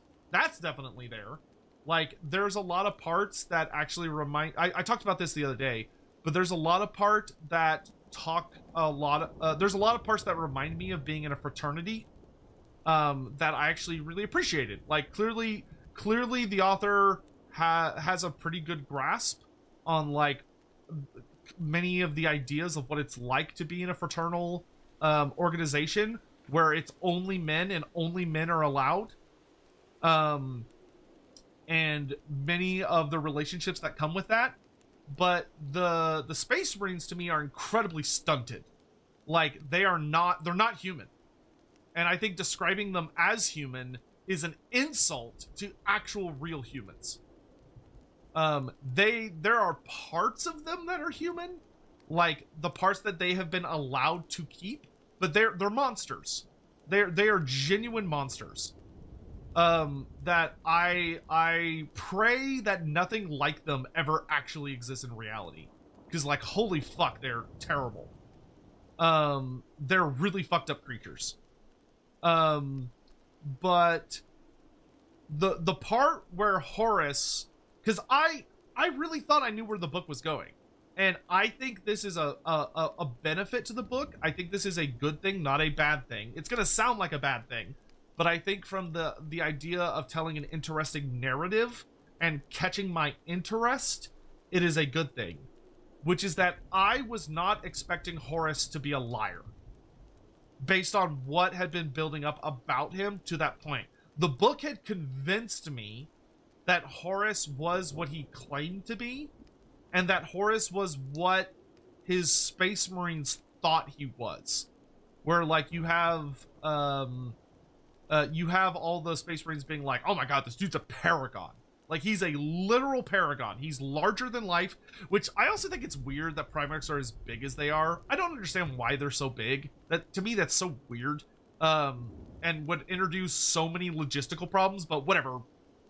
Big is cool. Who cares? That doesn't actually matter. I just think it's silly that they're as big as they are. It doesn't make any sense. But anyway,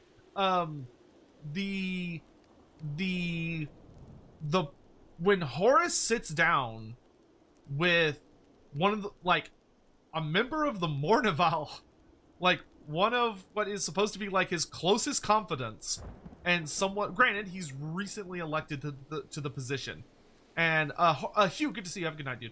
And someone that is should be in the know as much as humanly possible for a Space Marine. And the guy's like, oh yeah, dude, I just witnessed a possession. I saw a man who died come back from being dead. Like, he was dead. And he got up and mutated into a giant, horrible monster before my very eyes. And Horus goes, okay, so I'm going to tell you a secret, which is that there's like a whole bunch of stuff in the universe we don't understand. And also that this thing that we use as a pivotal part of our Imperium in order to travel and do a lot of things and send messages and communicate over the galaxy is inherently dangerous. Way, way, way, way worse than we told you it was, because there are things that live in it that belie our understanding of the universe. And also, they have the ability to possess people. And he's like, well, yeah, I knew they could, like, possess psychers. And he's like, yeah, no, they could possess literally anyone. Like, they could possess Space Marines. And it's happened before. Like, Horus literally says, it's happened before. Space Marines have been taken over by creatures or entities, spirits and demons of the warp, and have murdered other Astartes. That has happened. We just don't tell anyone about it. And it's like, you're so full of shit, Horus! You're so, like, and I want to be clear. I don't think Horus is intentionally hypocritical. I don't think Horus is like, he, I lied, he. Like, that's not what I'm saying. I'm saying that Horus and the Emperor and all of that stuff are a fascinating, in my opinion, deeply, deeply, deeply flawed thing. Because they think they're like the pinnacle of humanity, and they think they're better than humanity. And they're just not. Like, they're just not. I accept your offering. That is not a secret they should be keeping. At Sign of the Emperor 1240 donated $20 Australian through Super Chat. Minor spoiler for later books, but yes, Astartes have killed each other chronologically before this. But remember, this book is mainly from Loken's perspective and what he knows. He's also an ultra optimist idealist. Oh, and I think that's a good thing. I think that Loken is a very, very good starting protagonist. And this is the thing that I think we're probably going to disagree on, which is that I think Loken is such a good... Alex, have a great night. Thanks so much for being here. I think that Loken is such a fantastic, pretty much all of the characters actually, and all of the POV characters. I think all of the point of view characters are so fantastic in the book because they are all people who genuinely believe in the Imperial truth. They are all people who genuinely, at their deepest fundamental core, believe everything that the Emperor has told them. They believe that the Imperium is good and that it is right and that it is just, and they're all wrong. They are misguided sheep that are being led to slaughter. And it's not because the Emperor is evil in the sense that he's not a scheming... Well, he is, but it's not because the Emperor is trying to lead them to a slaughter, but because that the path that he has laid for humanity to follow it's wrong. I would say that so far the book is demonstrating that he is wrong. Now, it could be that in later books it's going to showcase that maybe he is correct, but like things spiral out of his control. But I would say that thus far in this book, Hakia, thank you for the raid. How are you? Hello, Hakia. I saw the YouTube notification there just a second. But I would say that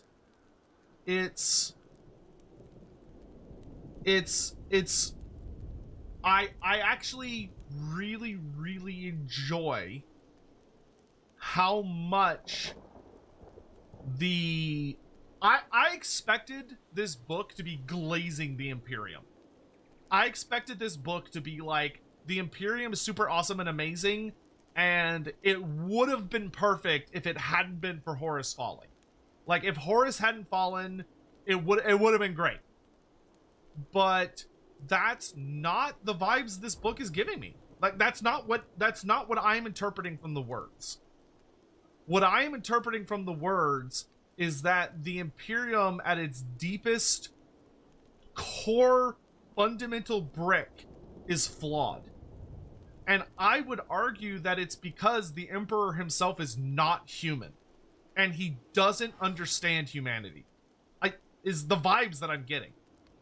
I think that he is an inhuman entity that wears a vaguely human form and thinks that he understands humanity, but I think he fundamentally doesn't, because he doesn't trust humanity.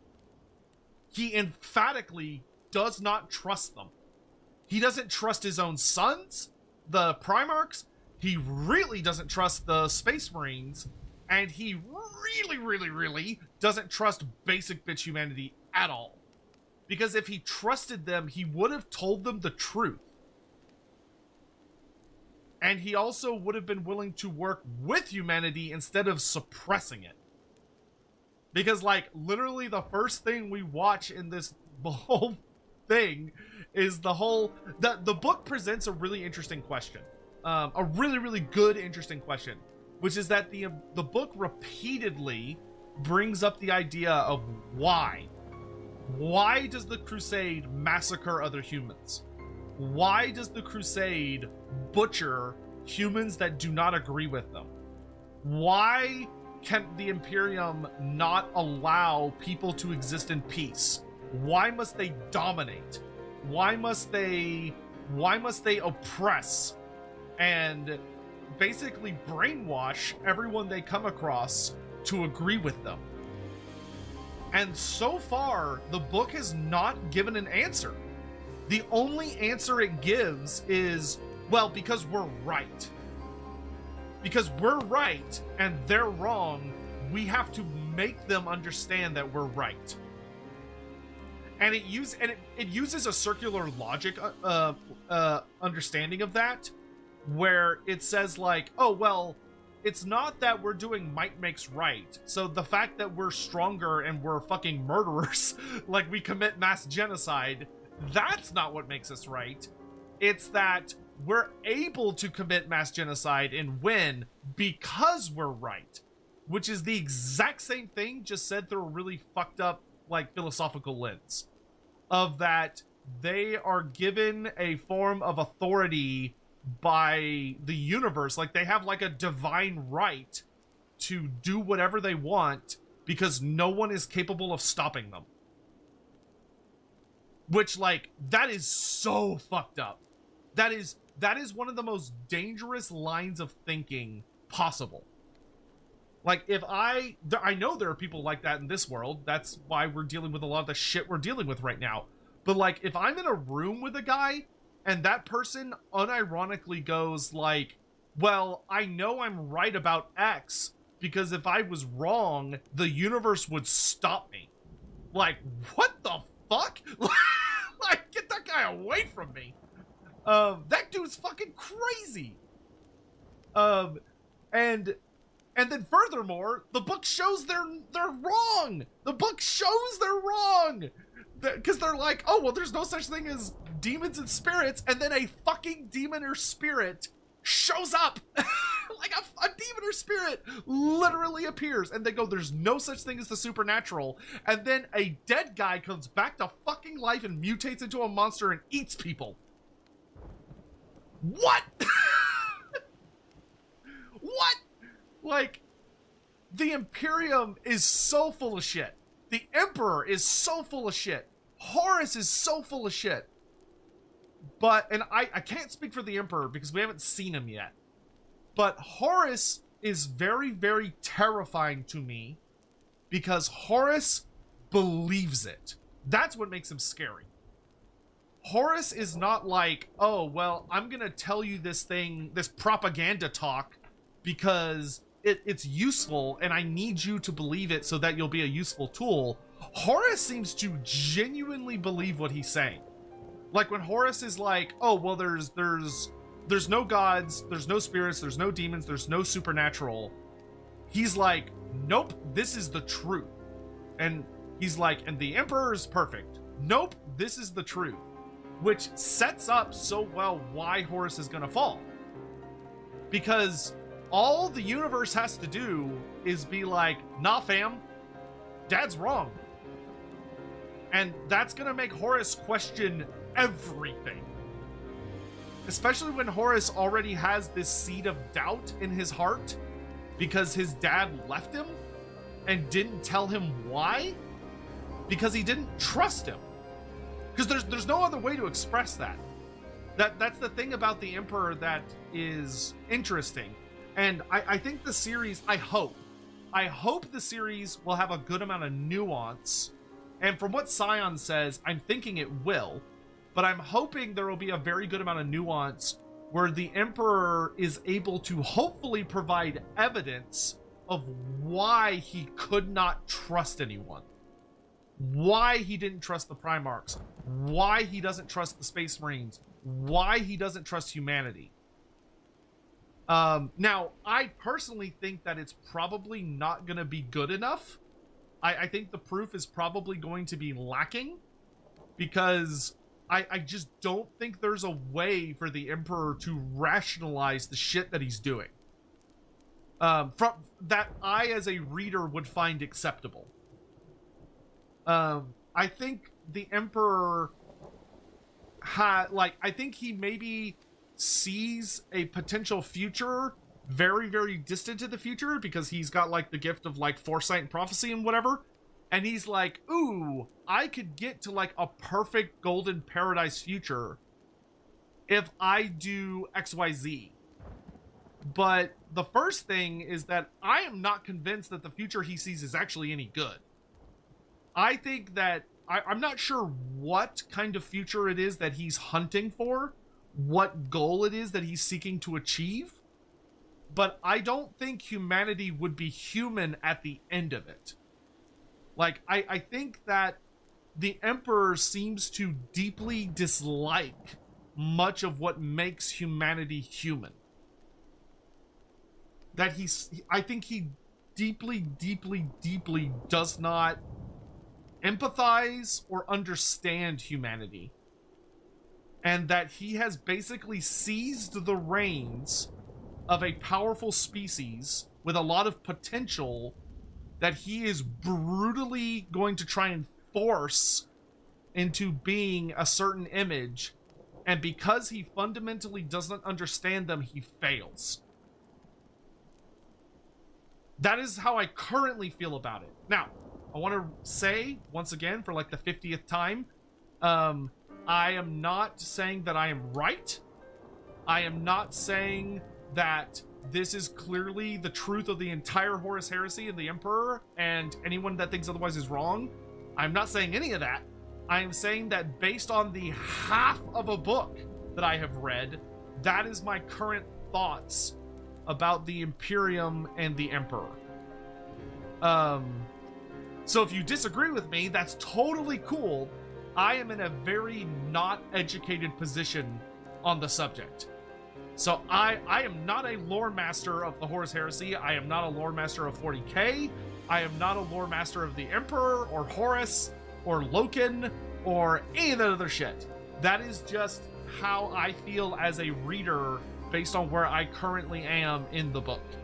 So if you're like, oh, how could you think all these stupid things, you idiot? Because in book 35 of the Horus Heresy, this happens, which shows this thing and this thing. Well, I don't know that.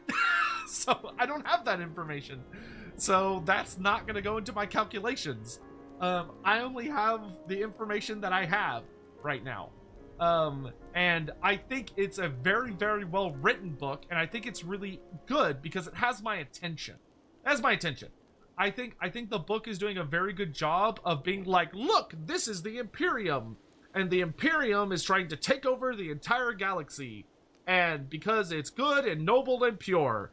And then as you go through the human perspectives, you realize, oh no, the Imperium is super fucked up and has a lot of problems. And it's not acknowledging any of those problems. You will meet characters that act like they're going to acknowledge those problems, but then when those problems rear their head, they lie. They lie and say, nope, that's not real, or nope, that's not a problem, or nope, we're not going to tell anyone about this. And when you have characters that doubt, when you have characters that try to point out the flaws, those characters are murdered. Like, that's crazy. And I once again, the thing that's kind of fucked up about this, I feel like the thing that's probably fucked up is that if someone is a super hardcore Imperium fan, like they love the Imperium, or they're a big Space Marine fan, they're probably sitting and listening to everything I'm saying, and they're like, what the fuck? Like, oh my god, how can he be saying all this shit? But I am genuinely excited by the story. Like, I'm genuinely very interested in the story because of those complexities. If the story was just, the Imperium is good, and we're gonna go kill everyone that disagrees with us because they're wrong, and we're the good guys, hooray, that would be really dumb. That would be very boring, and I wouldn't want to read it. You bring token trinket. Because there'd be no intrigue. Yes, yes. Good, good.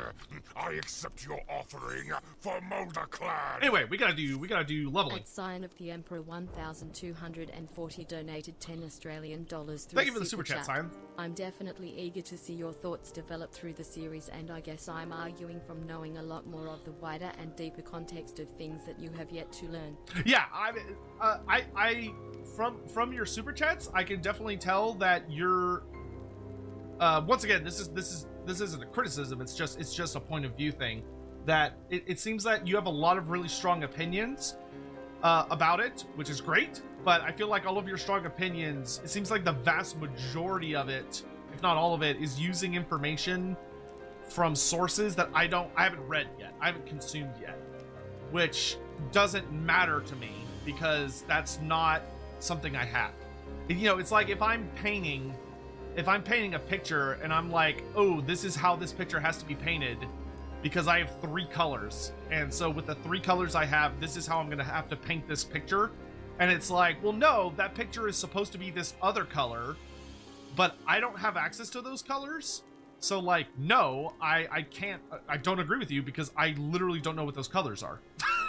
I only have the colors I can see and the colors I can work with. Didn't want to interrupt? No, Hakia, please interrupt me because otherwise I'll never shut up. But good to see you all. And Hakia, I hope you've had a really good day, dude. All right, here we go.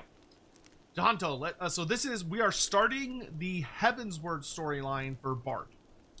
Ah, my dear Dalcarius, precisely the man I wish to see. You will know that I have been training the members of the Gods Quiver. Well, the experience has proven most insightful.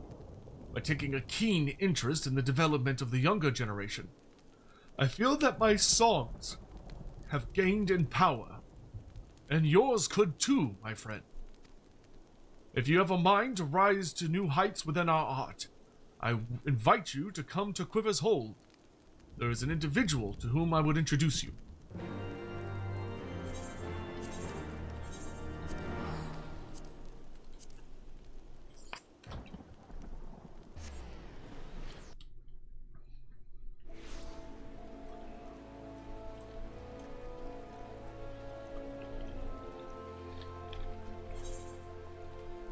Oh, I have to go over there. Okay.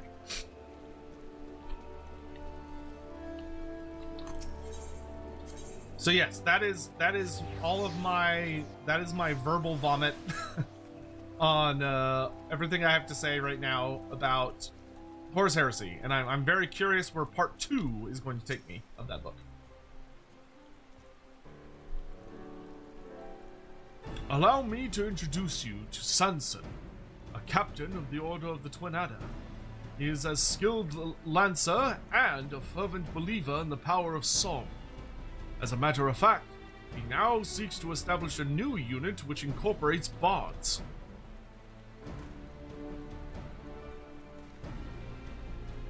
Tis an honor to finally meet you, Dalcarius. Hantel often speaks of you, and highly. As you have heard, I seek to establish a new unit. It is my belief that bards would give our forces a tactical advantage. To that end, I went to the Gods Quiver to request their cooperation. Alas, they were not receptive to my proposal. Many yet remain skeptical of the power of song, and would sooner spend their time bending the bow than plucking the harp. But I was not deterred. I scoured ancient tomes and reached out to the Mughals to find decisive proof of a bard's worth in battle. And I am pleased to say that my efforts have finally yielded fruit. There exists a legendary song that is said to bring a battle to an immediate conclusion. The Ballad of Oblivion, 'tis called. And on the condition that I find it, I shall convince the leaders of the Gods Quiver that mine is a worthwhile cause. Speaking of which, the meeting is about to begin. I take my leave of you.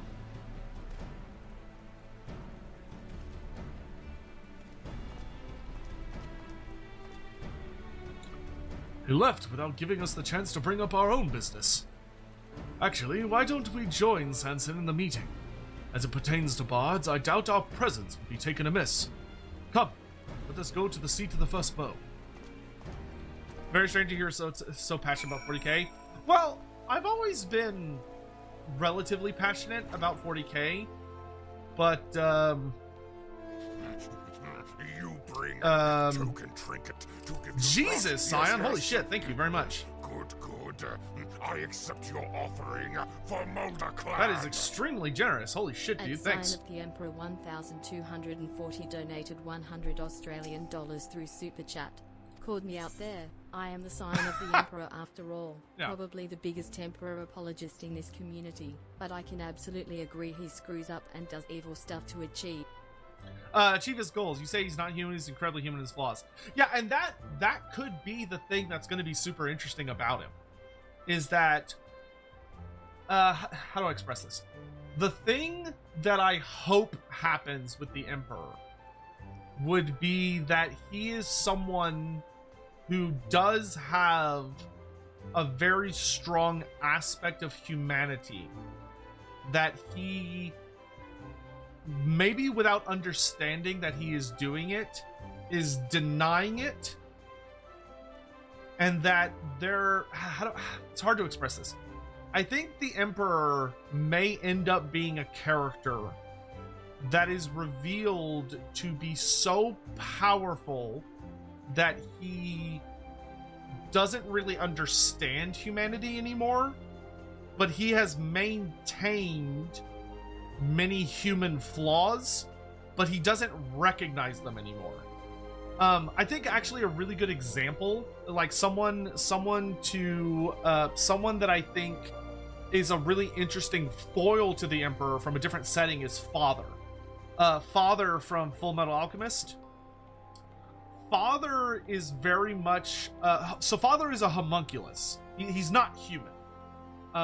But one of the things you learn throughout the Full Metal Alchemist series, so like the manga, is that the homunculi are simultaneously not human, but actually significantly more human.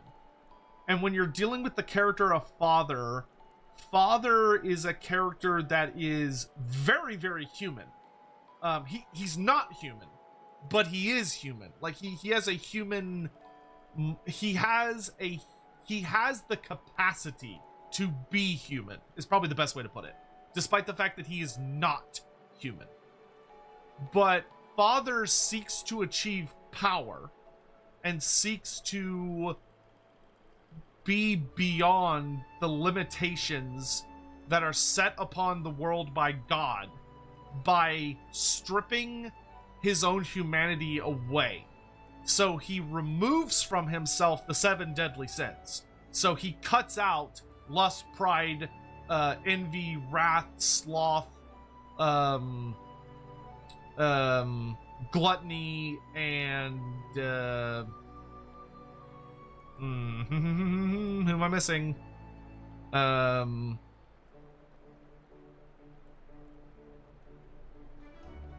Pride, wrath, envy, lust, gluttony, sloth, and greed. Always forget. Good old greed.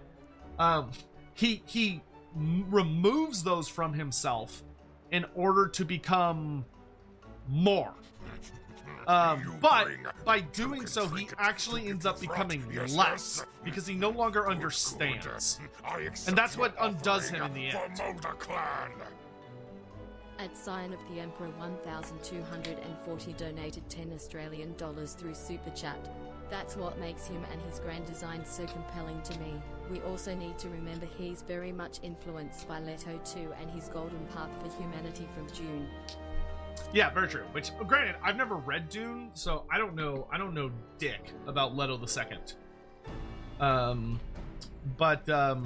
Yeah, I will say I'm quite interested to see where it's going to go. But I see a lot of really interesting parallels between the Emperor and Father that I doubt many other people see. And I'm very curious to see where it's going to go. One character that I really want to meet is Malkador, because I feel like Malkador the Sigillite has a very unique perspective that will fill in a lot of things, but I'd be surprised if he shows up in this book. But I'm sure he'll show up eventually.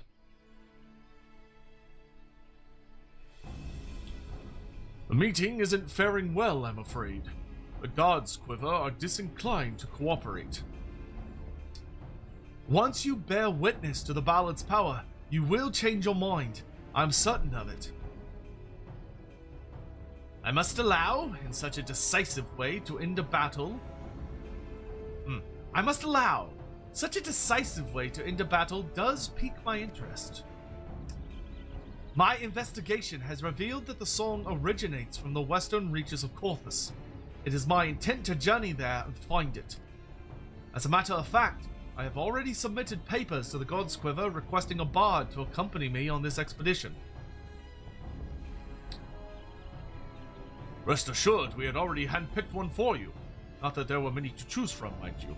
Jahantel has scarcely commenced his lessons, after all. Now, with times as they are, every man of us is precious. Therefore, before we commit one of ours to your cause, I would test your fitness to undertake this expedition. What would you have me do? Demonstrate your martial prowess. Simple as that. Enraged Trents have been plaguing travelers in the Twelveswood. I would have you and your companion to be deal with them. Lest you worry, we've assigned you someone capable. I shall have him join you presently at Amarasu's spire, near to where said Trents lurk. Good fortune to you, Captain.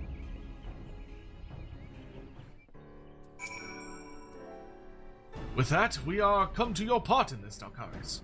It is my desire that you accompany Sanson on his expedition. I request this of you because I know no finer bard.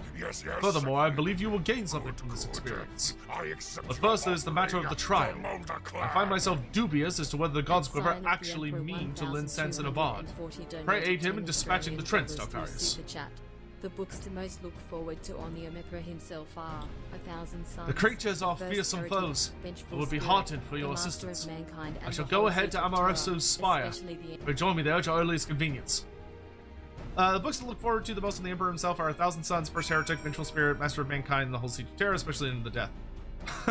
From what I know about 40k, almost all of those are incredibly, shall we say, are incredibly concerning titles. That seems like a very ominous series of titles.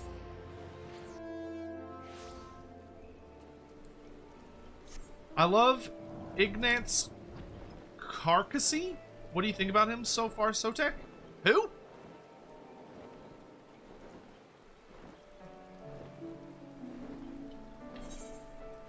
I do not know who that is off the top of my head.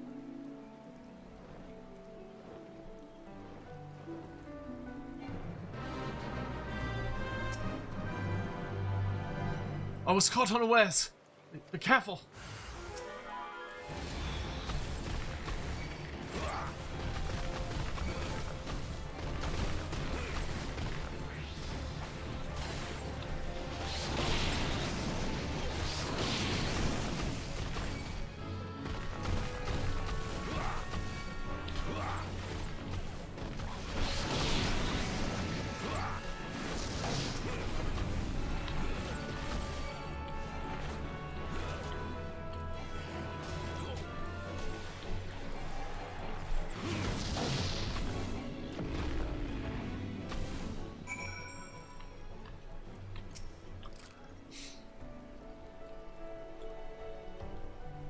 Did they not send a bard to help?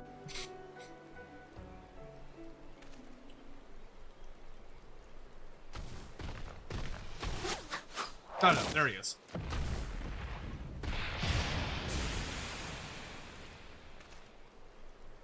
You're late!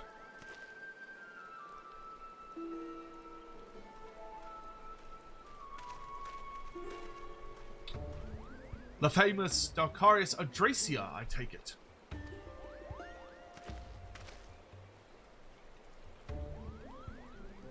You're not half bad, brother.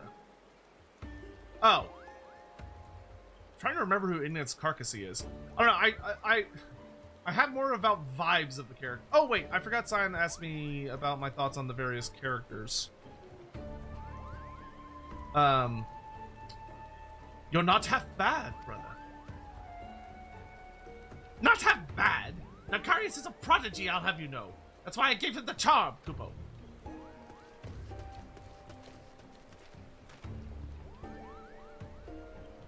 Guidolo! What is the meaning of this interference? They were in the midst of a trial, for God's sake. Don't have a fit, old man. It isn't good for your heart. Besides, I wouldn't call it interference, seeing as I'm a part of this merry band.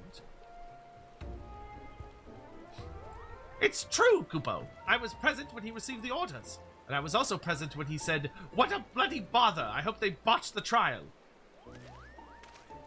Aye, well, I did say those words, I'll not deny it. But seeing Dalkarius in action has changed my mind. I'm Guidolo, of the Gold Bulls. I don't care for fame and fortune, and I couldn't give two farts about this dirge of death-like doomness you're after. I do, however, have an interest in song. I can't pass over the chance to travel with an exceptional bard like yourself. And I promise you won't be the poorer for my fine company. Well, things have certainly taken an interesting turn. Know that Gwendolo is among my most promising students. I can vouch for his ability. Ability, aye, but not else.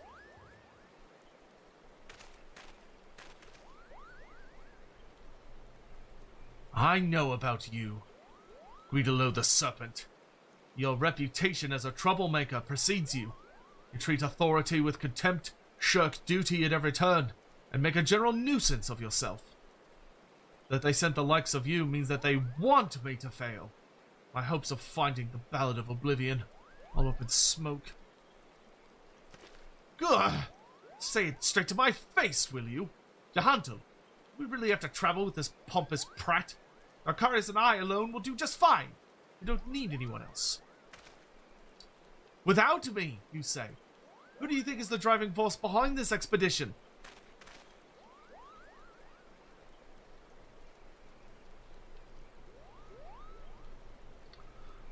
I suppose beggars can't be choosers. Arcarius, I must return to Quiver's Hold with word of the trial's success. Please join me there.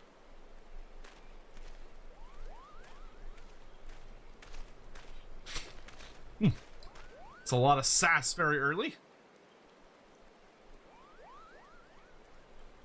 Who all were you asking about?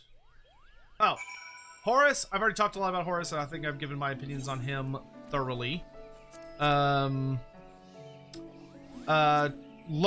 I think I've already talked about quite a bit. Loken is great. I think Loken is a really important character. Super good so far. Wait, where am I going? Oh, I have to talk to Jahantel, okay.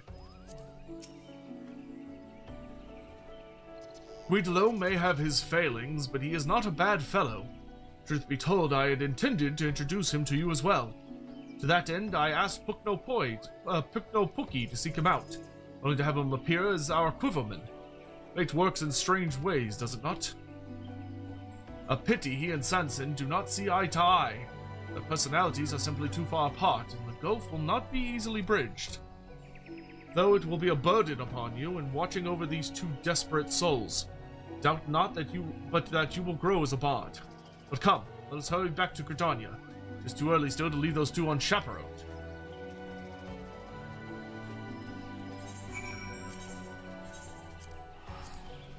Abaddon. Abaddon is fun. Abaddon's an interesting character.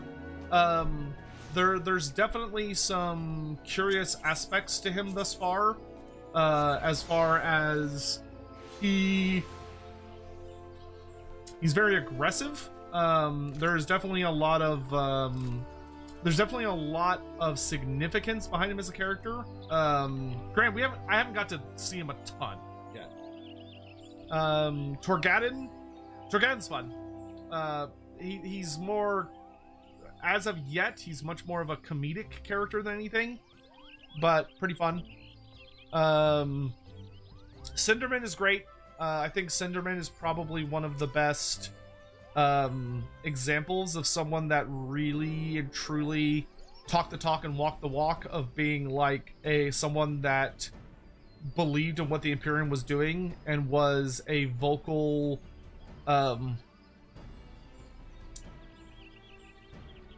was a leading force that believed in it despite its hypocrisy.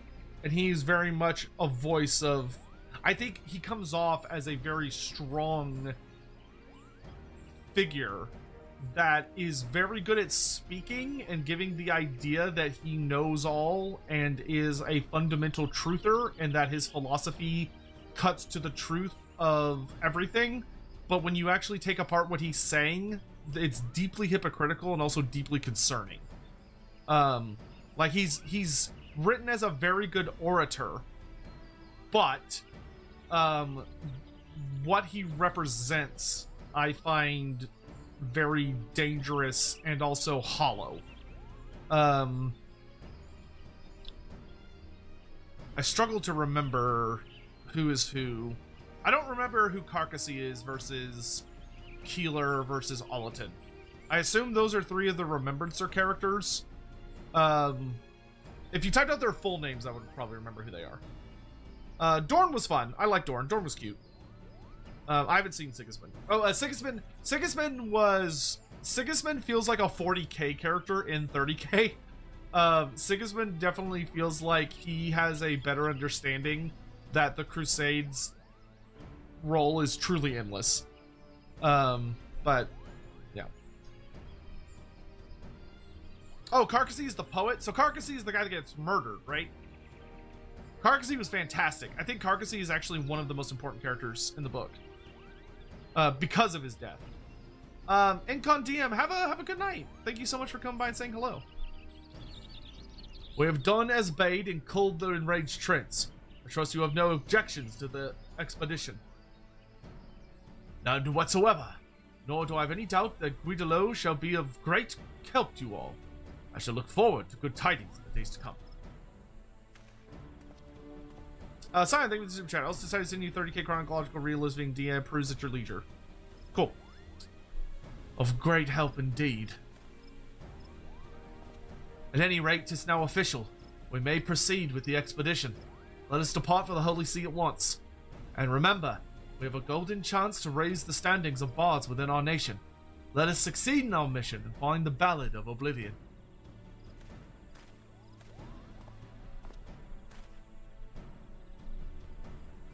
And he's stiffer and he's like to snap in half.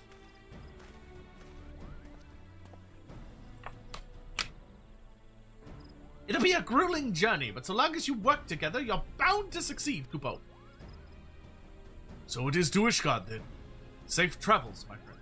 I shall await your return, all the while looking forward to hearing such songs as born as your experience. On the road again. Alright.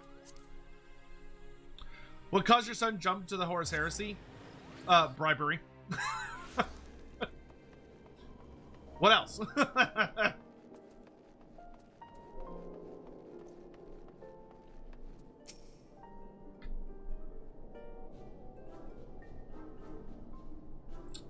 First, I shall make inquiries here in Ishgard. As for you, Dalkarius, pray rest and recover your strength. We will likely have need of it on the road. God's damn it, man. Here we are in a new place, one that hasn't been open to visitors for over a decade. You've got your nose buried in a bloody book. Take a moment to get a feel for the city, I say. And to that end, I'm off to the tavern to get a feel for the locals.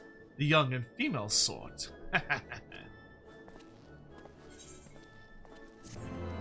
Pervert! Oh, shit! Oh, Scion, that's so fucking cool!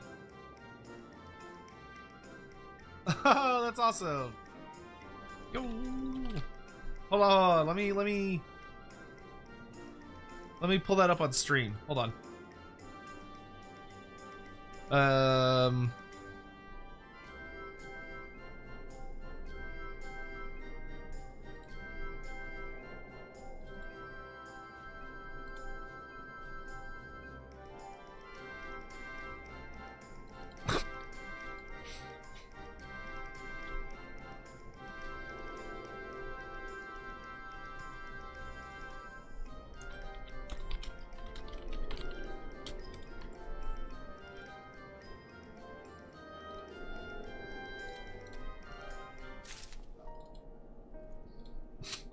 Yo, chat, look at this! Chat. Hold on. Here.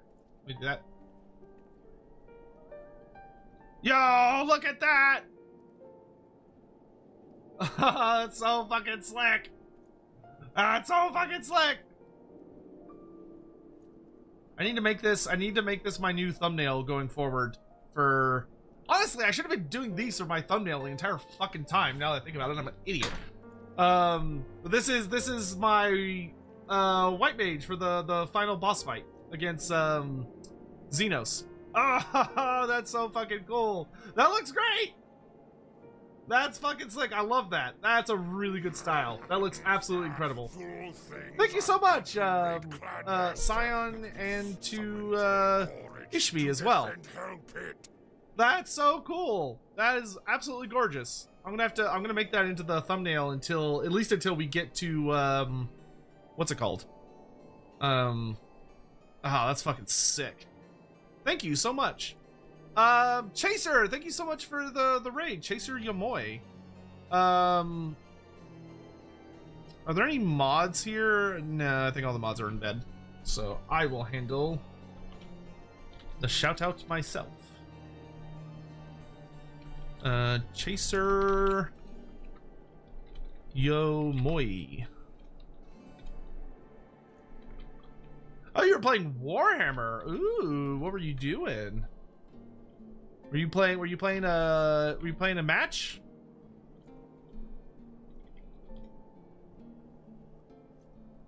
There's a shout out. There we go. Shadowbringers, yes. Thank you. Alright, we can go ahead and jump into the next quest immediately. Gah! That Guidolo is worse than useless. Instead of helping with our inquiries, he spends all his time drinking and wenching. And now his indiscretion is about to get him and us into trouble. The gods see fit to bless him with a gift for song. But what does he do but use it to satisfy his base urges? You got caught in the ad break. Okay. Ah, pray forgive me my outburst. 'Tis towards Guidolo and not you that I should be giving vent to my annoyance. Allow me to explain the situation. Apparently, a maiden told Guidolo that her sweetheart is fairer of voice than he. That was enough to throw him into a fit of jealousy, and he rushed out of the city seeking to settle matters with this sweetheart, who happens to be a knight. I'm sure you can appreciate how swiftly this could descend into disaster. We must stop Guidolo before he does something stupid and gets us banished from Ishgard. Please come with me to Falcon's Nest and talk some sense into the fool.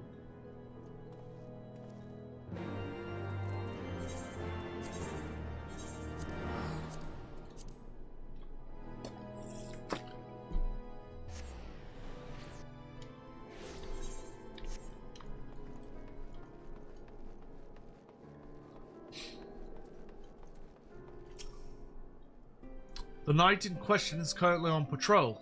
Upon learning of this, Guidolo continued north into the wilderness to find him. I must add that the knight and his unit are late to return. It may simply be a coincidence, or maybe our witless friend has done something we'll live to regret. Whichever it is, we'd best go and see for certain. I shall look for Guidolo around the Gorgonig Mills. Pray focus your search on the twin pools, the north and west.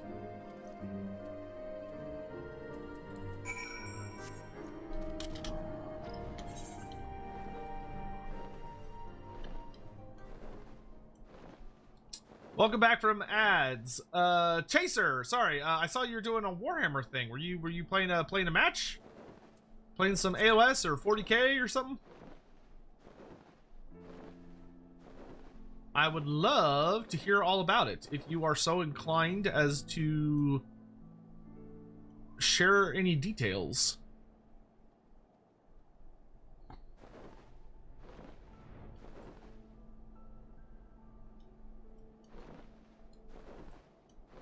Playing a battle sector campaign. I have no idea what that is.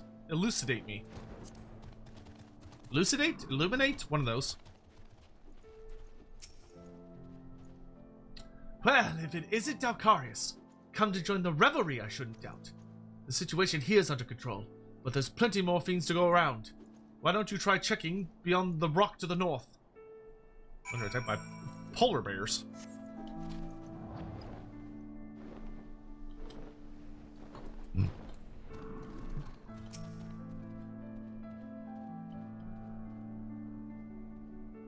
The stiff and the spent. That is a very notable innuendo right there.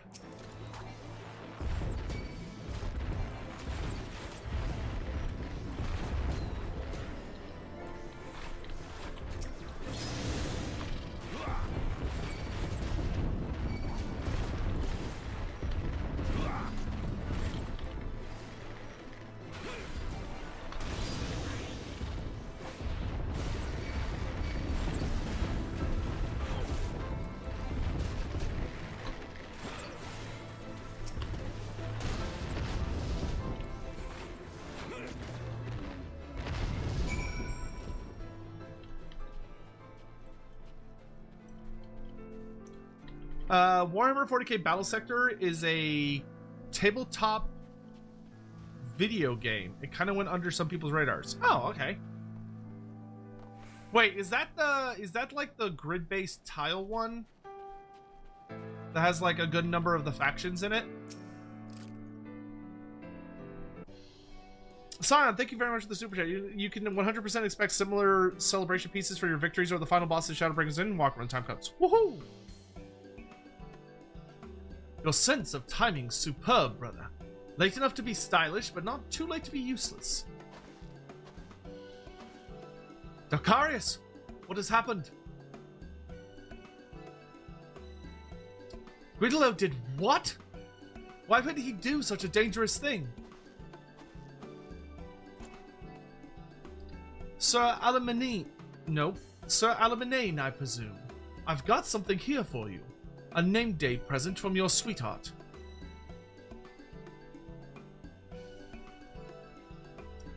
Turn-based tactics one. Oh, okay. I've thought about trying that game. Main campaign is Blood Angels with a DLC for Sisters of Battle. Wait, is that the one I'm thinking of? No, I'm thinking of Tacticus. Because Tacticus is the one with, like, Tyranids and stuff. From Abby. There's a message attached to it. 'Tis well and good to do your duty, but you mustn't forget who you're fighting for. After all, you're about to have an extra mouth to feed. My Abby is with child. Oh, Halone, be praised. I'm to be a father. From this moment on, I must not live only for duty, but for my family. Tacticus is the mobile game? Shit, maybe I'm thinking of Battle Sector then. I don't know. Battle Sector. Okay, I probably am thinking of Battle Sector. Does Battle Sector have Tyranids as a playable faction? Is that the one where they've got like Tyranids, Genestealer Cult? Like they've got like a ton of different factions. It has like a bunch of DLCs. Yes. Okay. Yeah. I've thought about playing that one. Yeah, Slytherin Games I think is like the publisher or whatever. Rushing out of the city, joining the battle against fiends. It was all for the sake of delivering the present a message. Aye, something like that. At the tavern, I heard tale of a knight who's versed in traditional songs. I went to his sweetheart to ask about him, but the poor lass was damn near inconsolable, the way she was pining for her dearest Alamanine. What was I to do but to go and find the bloke? Not only did you bring me the gladdest tidings of my life, and coming to our aid, you most certainly saved it besides. I could never repay this debt, but shall not be for want of effort. Whatever it is you wish to know, I should be glad to assist you. We are searching for a legendary song said to hold power to bring battles to an end. The Battle of Oblivion it is called. Are you perchance familiar with it? I have heard rumors of a woman who sends souls onto the heavens with a song. Perhaps this is the song you seek. I shall look into it and send word should I learn something. Okay, yeah. So that is the game I was thinking of. It looks fun.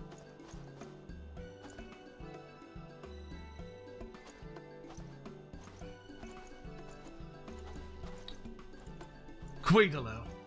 Just because this ended well doesn't mean you're excused. You can't simply do whatever you please. Whatever I please? I was adapting to the situation that happens to be sought after in a bard. An opportunity presented itself, and I grabbed it with both hands. Insufferable man. Brazen though it was, his action did save lives. So I shall overlook his lapse in judgment this once. Let us return to Falcon's Nest. It's a great holdover till the next Dawn of War comes out. That's fair, that's fair.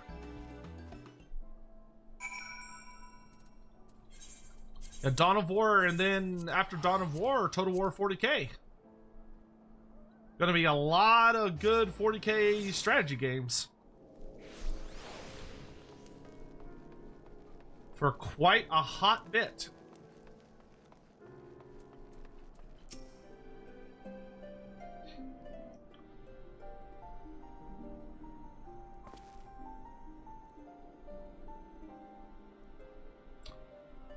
Lest you forget, we are a fellowship. Members of a fellowship work together. Do we have an understanding? Fight not the flow of life's river, for you'll never arrive at the shoals.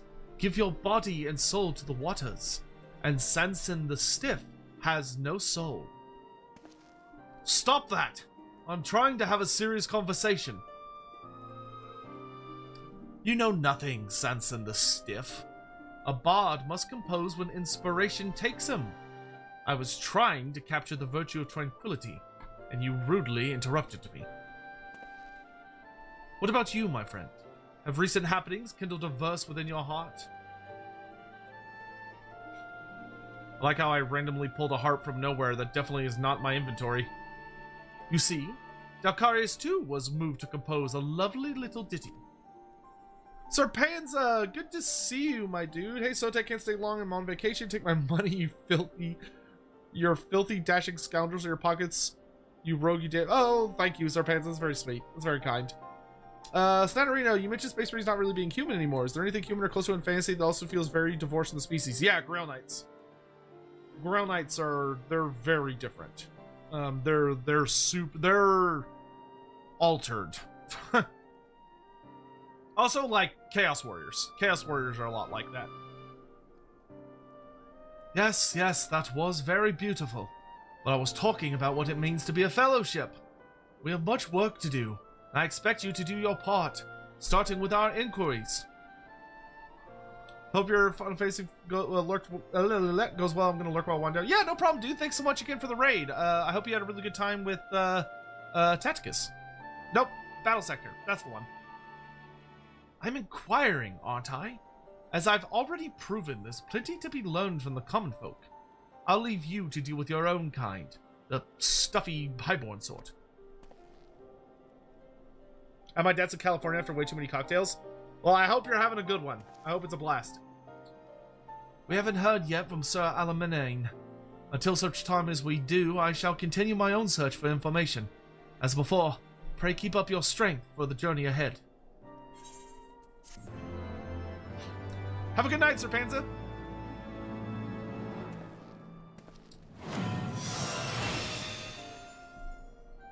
The Wanderer's Minuet.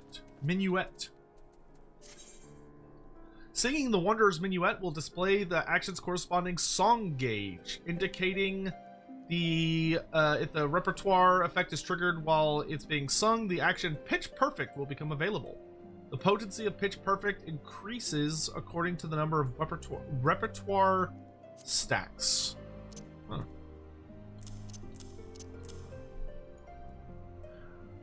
Grants everyone 2% higher critical hit rate, 80% to grant repertoire, allows the execution of Pitch Perfect can be stacked up to 3 times.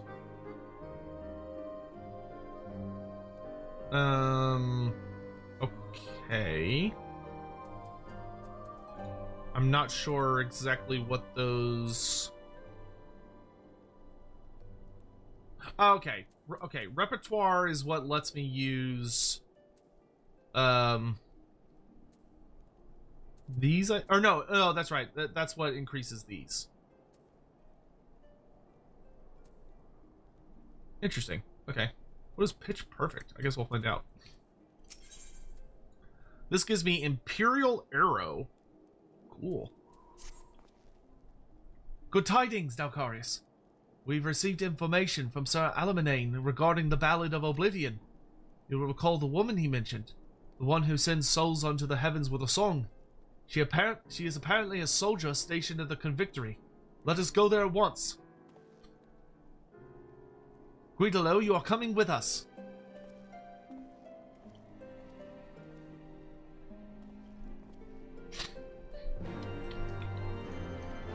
Alright.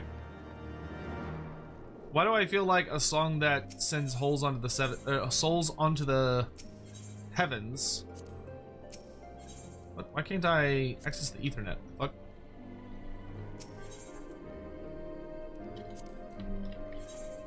Oh, because I'm stupid, that's why. Oh wow, okay, that's way out there. I thought I was in the city, and I am not in the city. Thought I was in Ishgard.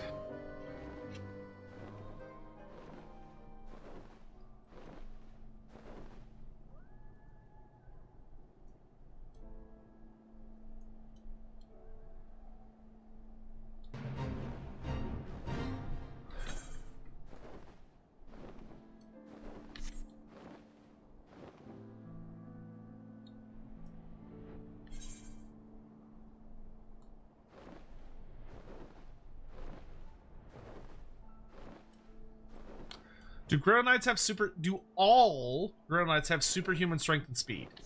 Yes, but the degree to which is going to vary dramatically between Grey Knights. But all of them are going to be supernaturally fast and strong.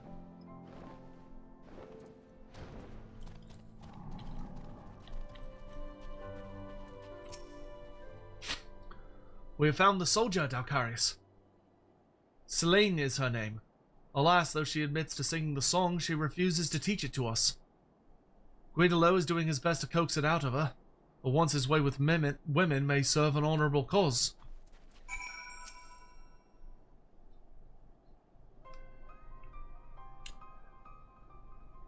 You won't sing for us. I don't have a problem with that. But could you at least tell us why? It helped to ease our disappointment. I'm no bard, just a simple soldier. And it isn't a song I would willingly sing.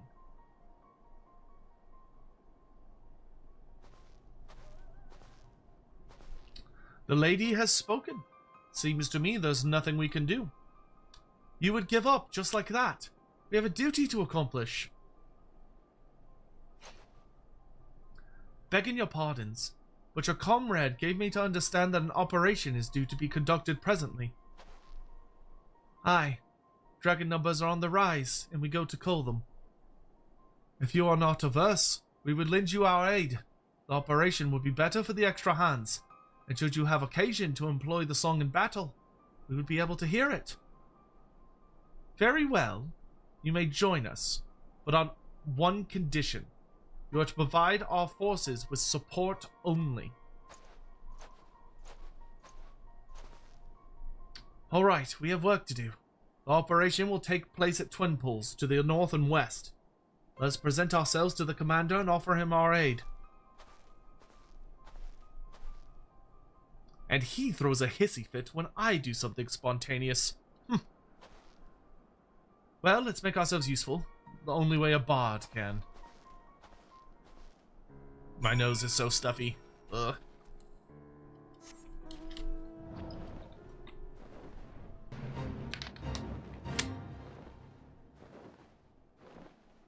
And I know it's because I've been talking too much and drinking too little.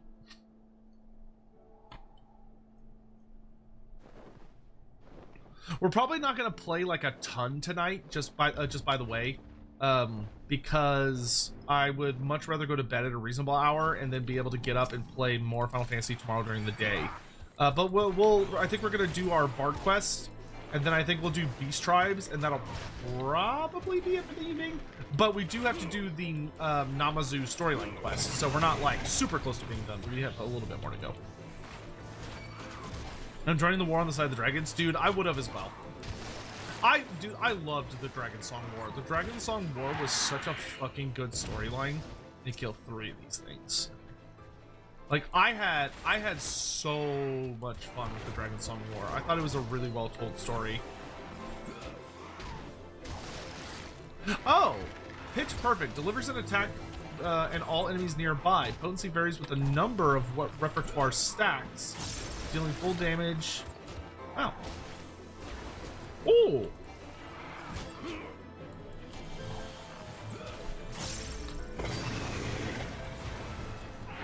That's super cool. Okay, so that's like a big fuck you AoE. That's really nice, actually. Alright.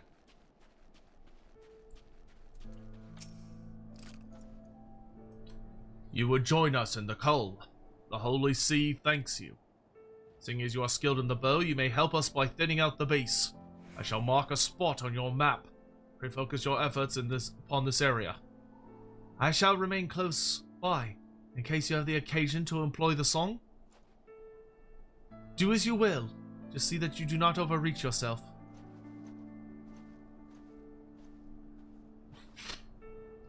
Go to our assigned positions. Do what we always do. Seems straightforward enough. Lewin seems to have biological immortality. Do you think a longer lifespan? Yes. The vast majority of...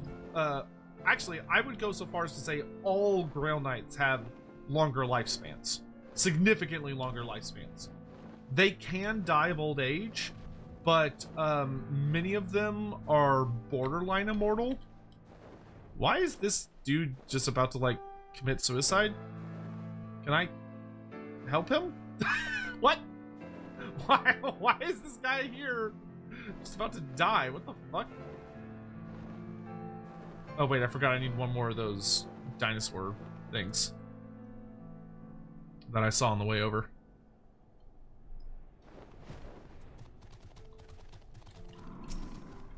I like how that dude's just there, like, dying, and I'm like, it sucks to suck, dude.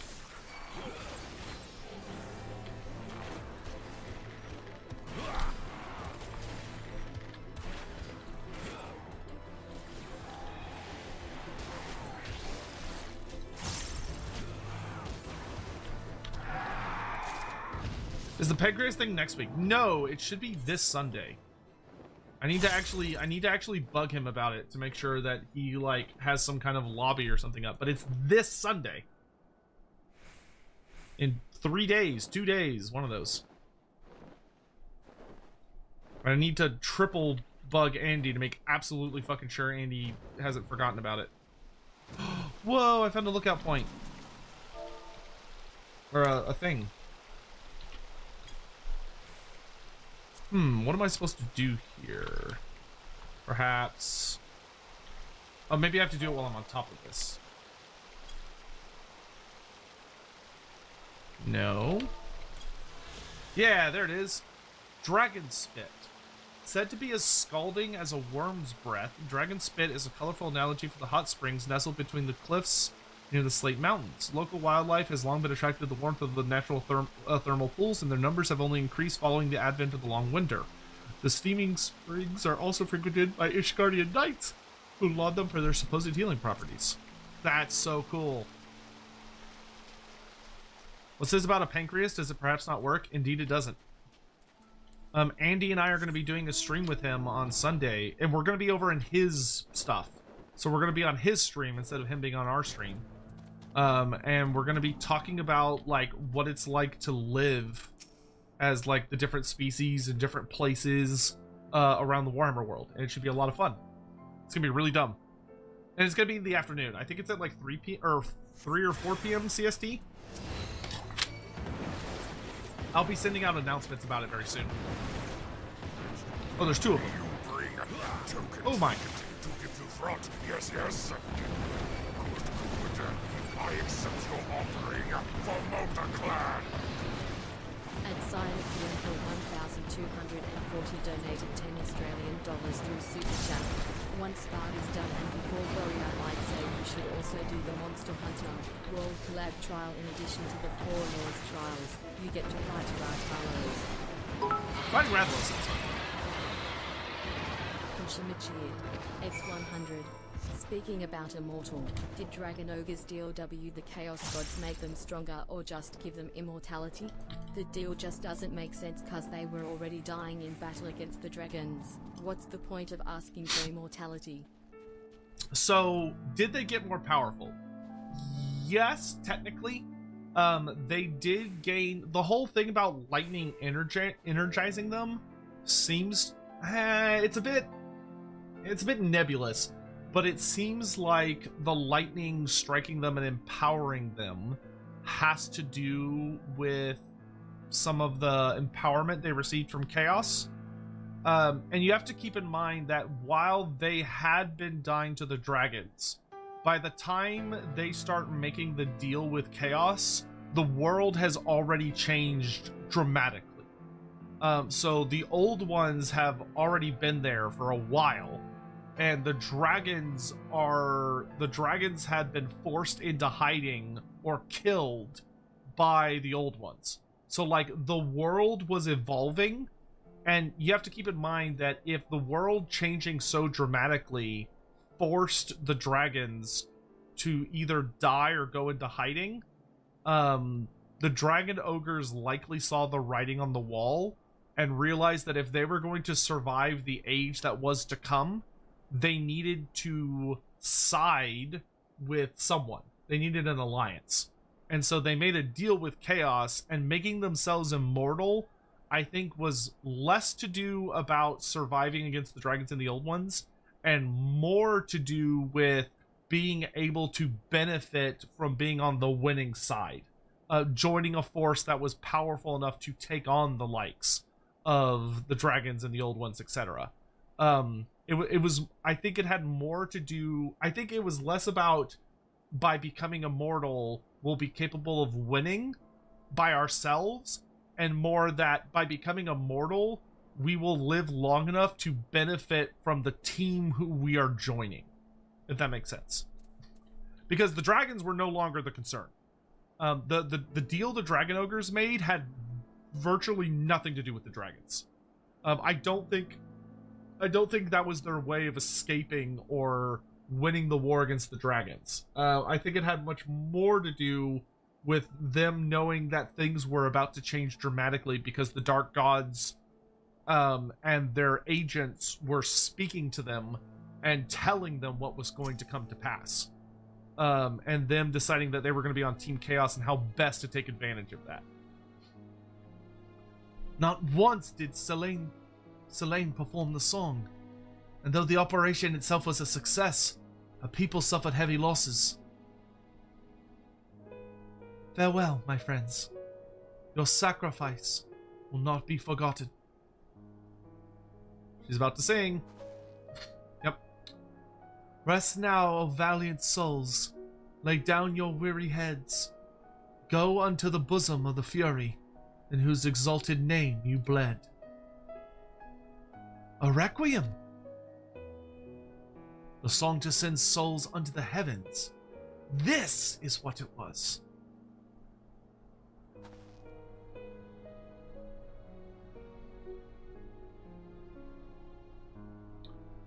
I was trying to make you sing a song of mourning. God strike me down for a callous fool.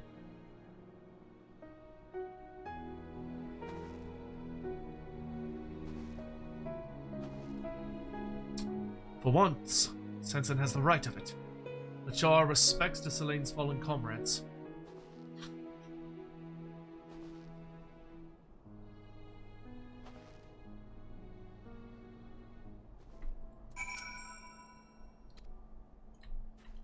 So many lives lost.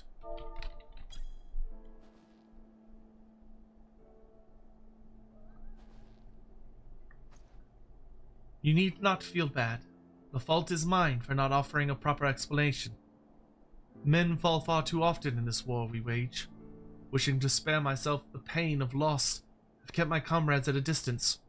Yet I always find myself racked with regret that I didn't reach out to them before they were taken. Aye, far better to taste pain than to live with regret. There's no need to deprive yourself of the joy of friendship. I won't. Not anymore. I shall learn to savor the time I have with my comrades. As should you. The two of you bicker like an old couple, but life is too short to waste squabbling with your own. So cast aside your differences, and have joy of each other's company while you still can. As for the requiem I sang, it was taught to me by a scholar of Ishgardian history. If there is a man alive who knows the song you seek, it will be he. Silviel is his name, and you will find him at Tailfeather. I suggest you pay him a visit. I take my leave of you.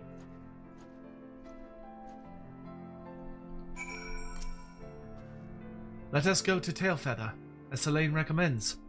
This Silviel may know the song, and failing that, he may at least be able to direct us to it. It's the fervent desire to aid our comrades that bestows our songs with power. Makes me wonder, what sort of desire is needed for a song that destroys all? It's just death metal. Your character just like rips out like a guitar made out of bones and sinew.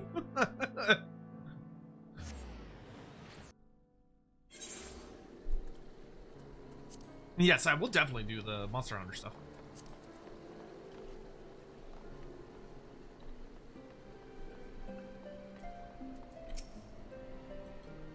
It appears Silvio's presently afield on one of his surveys.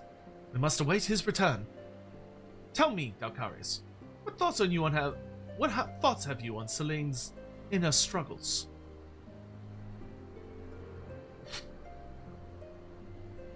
That's some deep stuff, brother. Truly insightful. A pity that's all lost on Sanson. The bastard's got eyes for naught but his bloody tome. Our mission takes us into ever more perilous territory. Pray see to it that you are fully prepared for the trials ahead.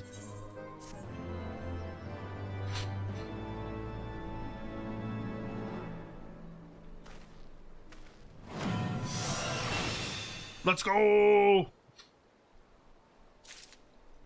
Awesome, we got Imperial Arrow, which allows me to shoot out of sequence, which is really fucking cool.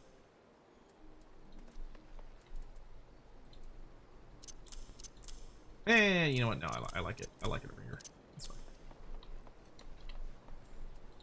Alright, from there, let's go knock out dailies, but in order to knock out dailies, I have to go do this quest, because otherwise it's going to lock all my... It's not going to let me do dailies. It literally locks me out of accepting any more quests. Aethelwolf, good to see you. How are you? Oh my god, it's Namazu time. I need to blow my nose.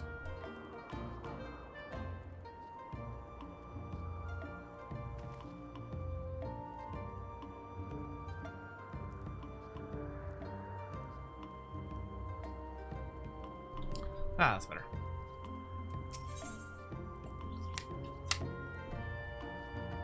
Out of the fry pan. Dalcarius, once more I will consult you on festival matters. Issues of dire import. Stay right there.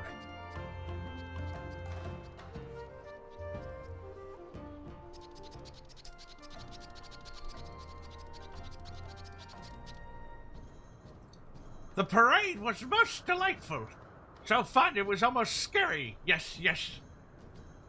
I paraded with such enthusiasm that I eventually lost all sense of time, all awareness of day and night. And when I came to, I was unconscious. I do not think that is how it works. No, no. Just imagine my shock when I saw my greatest grandsire before me once again. That is when I realized that I was fast asleep, dreaming.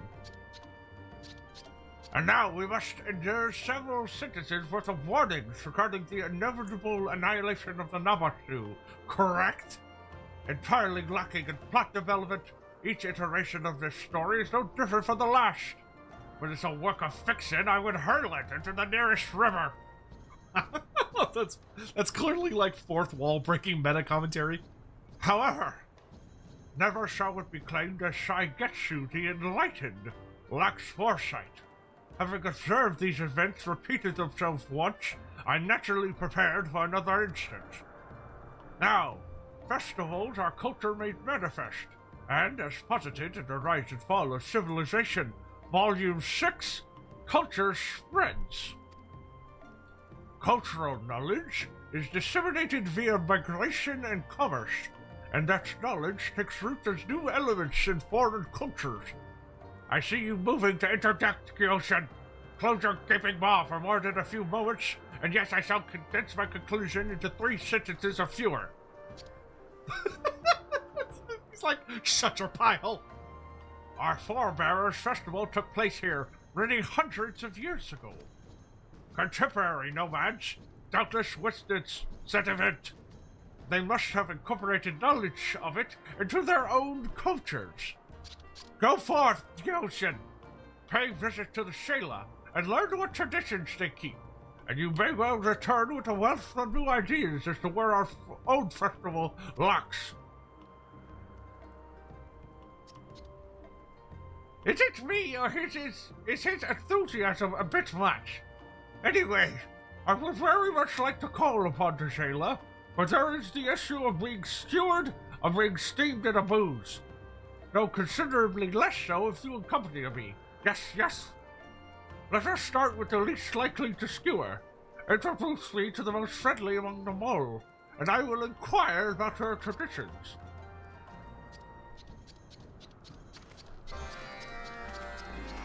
I love the Namazu. The Namazu are so fucking funny. They're so well written. That's what makes them so goddamn hilarious. Is that they're genuinely just like well written idiots, which is such a bizarre combination.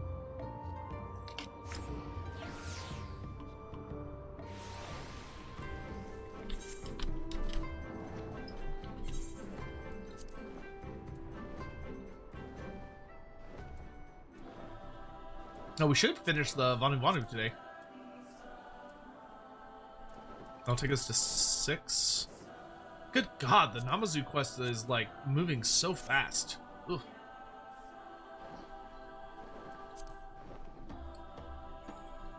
Yeah, we'll finish the Vanu Vanu today, which means next time, probably tomorrow, but next time it'll be time for us to start the Snake Ladies, which is crazy.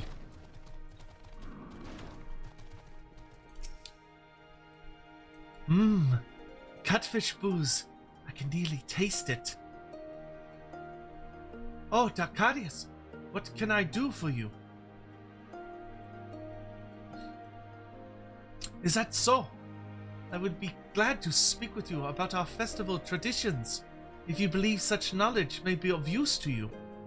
In our tribe, children of a certain age participate in a ceremonial race through the grasslands on horseback. For nomadic people such as ourselves, horses are not only vital to our mobility and livelihood, they are like family.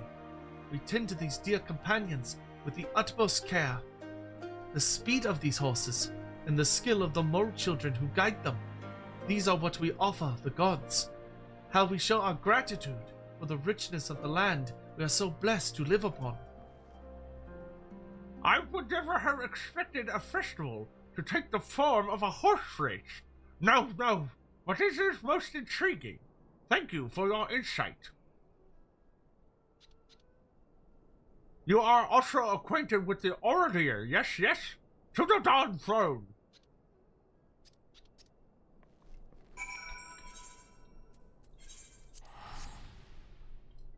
And then after the Dawn Throne, it's the Dust Throne.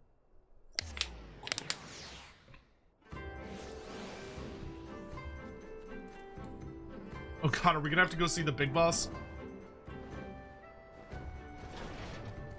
Oh yeah. Yeah, we can sing Magni. This is gonna be great. Come to pay me your respects, have you? I hope you are not so foolish as to have brought that bloated creature here as a gift. You believe that I can be of service to you? I suppose I can spare a few moments to enlighten you, though I do not expect you to comprehend the splendor and significance of Oroniri tradition. The Oronir's most sacred custom is a tournament in which we determine who among us is the most and least worthy to lead. It is a contest which pits brother against brother in the traditional art of Azim Bok. In this way, we demonstrate our strength to the tribe and to Father Azim. Were the opportunity to arise, Hagen, I expect you would conduct yourself well in the tournament. The malformed fishman, however, would be put flat on his back in the space of a breath.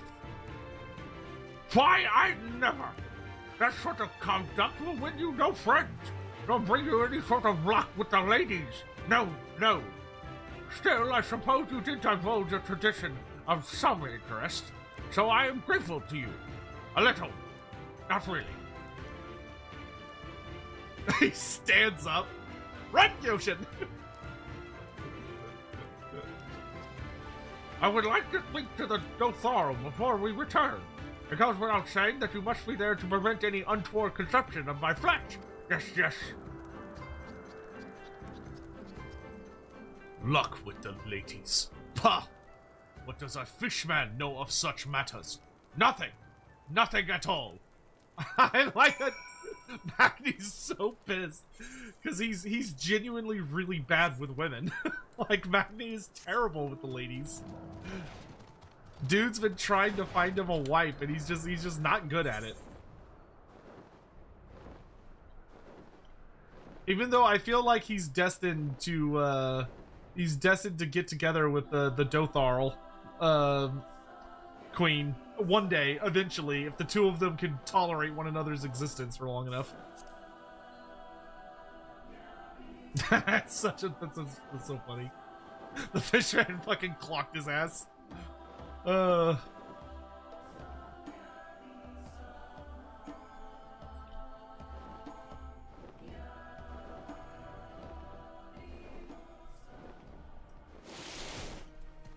Sadu.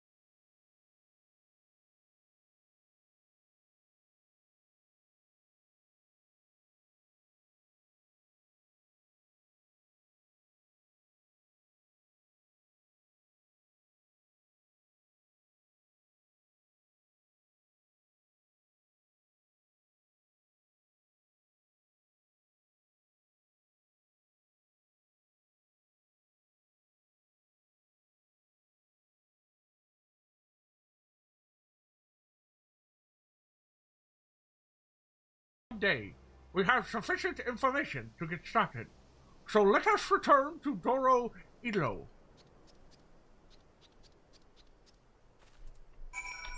I hope she was gonna have some, like, funny comment right at the end. I love that he thought the mole people were the least dangerous when the mole were the ones that were like, oh, we can eat this fucker. We can eat him. He's like, they're the safe tribe. It's like, no, Gyoshin, they're not.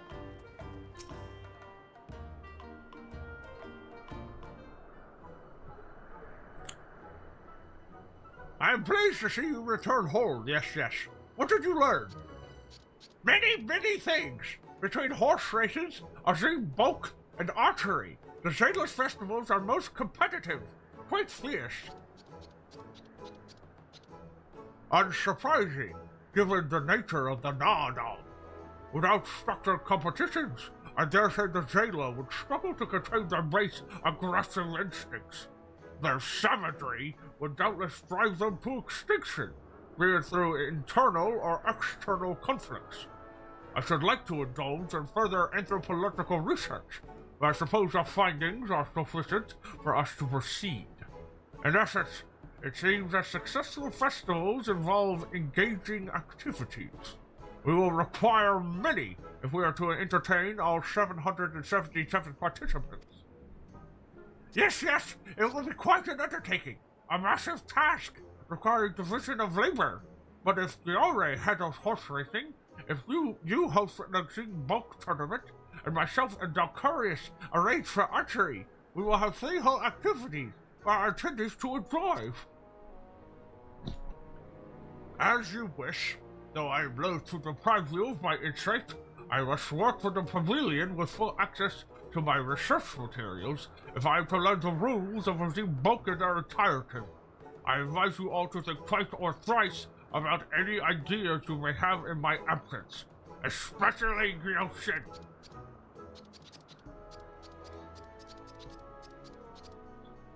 Rude! Anyway, you could craft a limb decoration fit for a ceremonial bow, yes, yes? I have stuffed all the materials in the crate in advance. Open it with care. Simply turn over to me what you have when finished, and I will complete the project most swiftly, with promptness.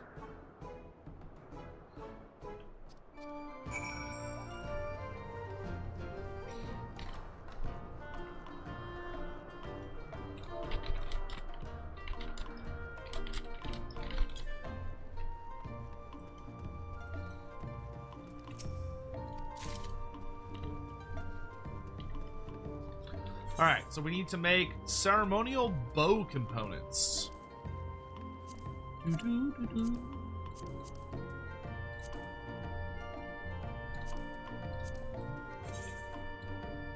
It does need to be perfect quality. There we go. Waste not. Veneration. And let's do it to it.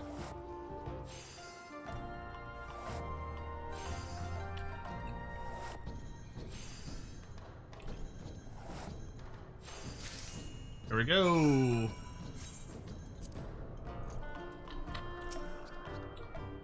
Bows and arrows require more pieces than I expected. Yes, yes, I am pleased to have such a challenge. Components required for a ceremonial bow.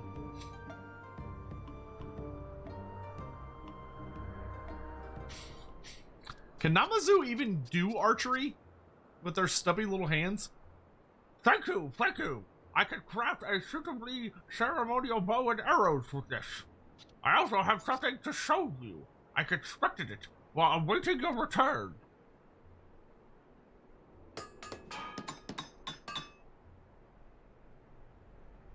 Ha! A most sturdy yet intricate target at which to aim. You love it, yes, yes? Your craftsmanship is impressive as always. Yes, yes. But should it not stand up? Oh! I suppose I was absorbed in the design and completely, utterly forgot to make a stand. Yes, yes. Gelson, has it never occurred to you that your difficulties are of your own making? Honestly, it would be more efficient to employ you to hold the target. I do not trust your motive for making that suggestion. No, no. I assure you your concern is unfounded. We need but assign the infallible Dalcarius the role of marksman for you to emerge uninjured. Yes, yes, I dare say. Shoot him. Assume your positions. Dalcarius, you may collect the ceremonial bow and arrows from Fiore behind the pavilion. Are they really gonna just make him sit there and hold it? Oh, please let this be a mini game. This would be so great. I would love if I actually got to shoot Gyoshin. That would be delightful. Oh, it's way back here. Is it above us? Oh no, it's okay, it's back here.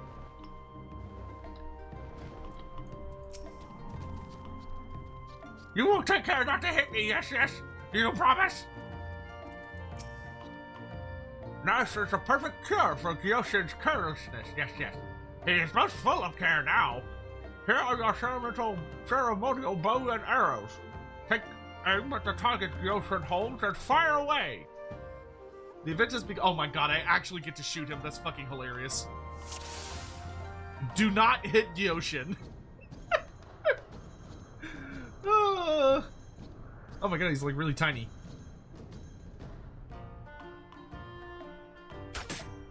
Oh. Oh no! I thought he was holding the target! I thought he was holding the target! Oh my god, I killed him! Oh no! Oh god! Oh Jesus Christ, I killed him! This arrowhead is the most piercing, a sign of quality craftsmanship. Yes. Again.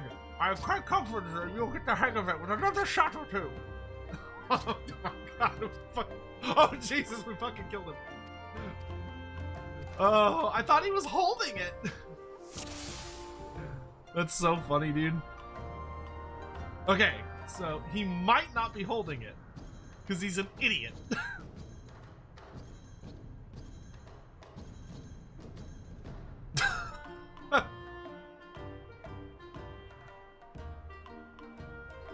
Bro, where's are you gonna pull it out?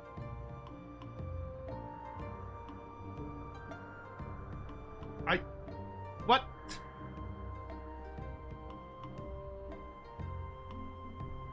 What is he?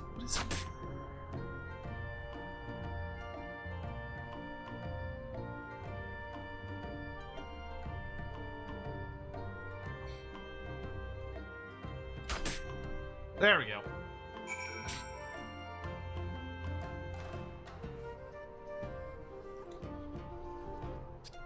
Oh, wow! Your aim is dead on!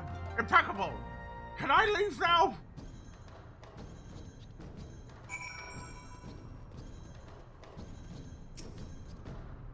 Being on the business end of an arrow has never been an aspiration of mine. Not one of my goals in life, no. Still, I'm quite confident we are prepared to host archery contests, like the frightening Dothar lady described. Attendees will be delighted with the complete and total accuracy of our reproduction, yes. Now, let us see if the other two activities are ready. Society quest complete.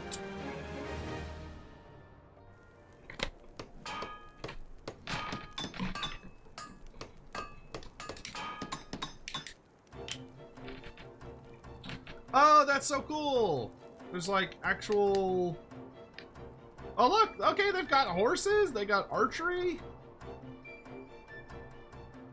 Working side by side with the Namazu, you have successfully incorporated Zayla traditions into the festival. The horsing race, Azim Boke, and archery competitions are now open to attendees.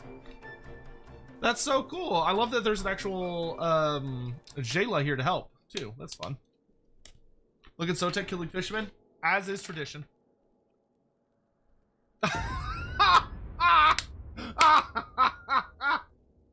Oh my god. In 7 years, the Namazu were fated to become the primary source of sustenance for starving Zayla, who would face food shortages after a fierce cold snap. Many would have died.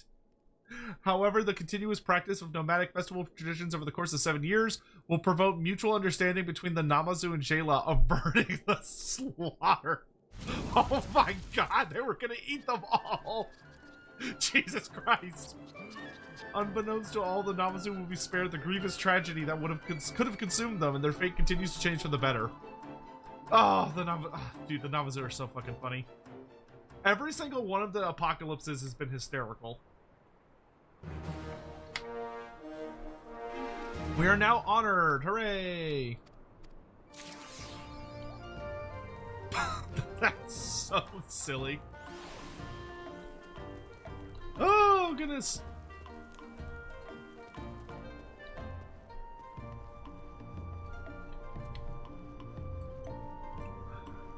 Jesus Christ, they're gonna eat us. Okay, here's your horn.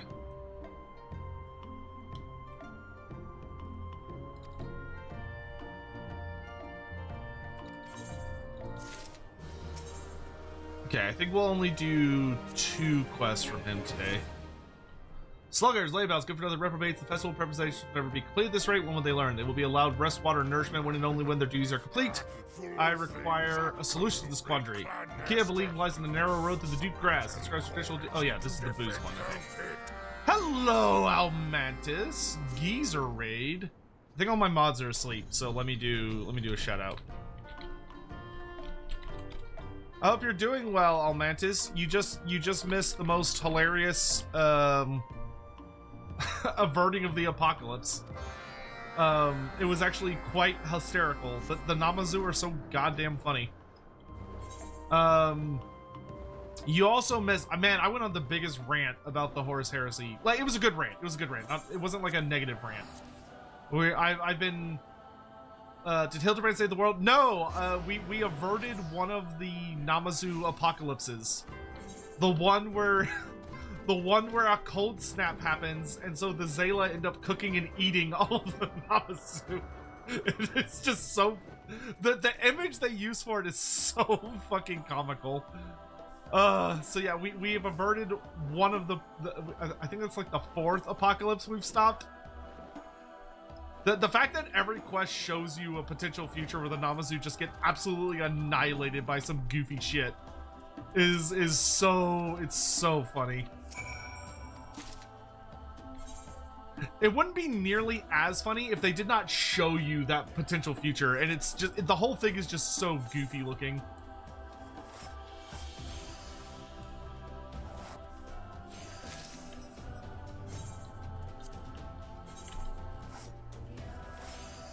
But I also had a big card tournament today, and I won! I got first place, and it was really fucking difficult. It actually came down to the wire. I only had 1 life left out of 7 in every single game. And it was really fucking close. Especially because one of the guys I beat is someone that I'm not a huge fan of, because I'm pretty sure he is cheated at prior tourneys. And also he's like a whale that goes around and buys out product, because he has like absolutely repulsive amounts of stuff. And I don't know how he's managing to get his hands on so much of it when I know everyone's just trying to get some of it, and people are really struggling to find stuff right now because of scalpers. And I beat him! And it felt good. Because he had already won, I could tell, a tournament somewhere else. And I also could tell he had specifically come to this tournament because it was mostly new people, and I think he thought it's local for me, but like he had to travel a distance for this one. And I'm pretty sure he specifically came to this one because there was less competition than if he had gone to the locals today, closer to him, for the winter card. But he was deceived because I was there. And I crushed him, and it felt great. It was really close, though. It was super close. Like, if he hadn't drawn poorly... So, like, in the game, it's really easy to do what's called bricking, which means that you, like, don't have a card to play on a turn because you don't have enough energy. And he only bricked on turn 1. But if he had not bricked on turn 1, he probably would have beat me. But... bricking happens a lot in Union Arena. Like, you can literally be the best player there is, and you can still very, very easily brick. It's very difficult not to brick if you're not careful. Or it's very easy to brick if you're not careful. That's how I should use the English language.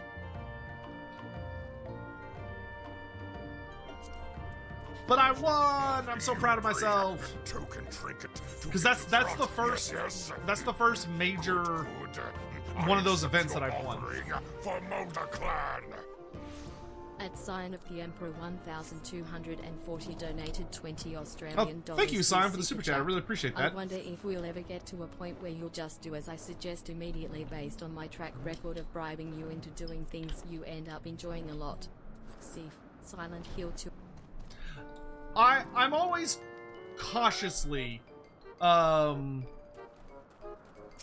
don't know if immediate is the right, word, but I'm always cautiously, willing to consider it. But I've got to do my research. And, you know, there's always other things I can and do need to be doing as well. Like, I should be playing more Total War, to be honest. But, you know.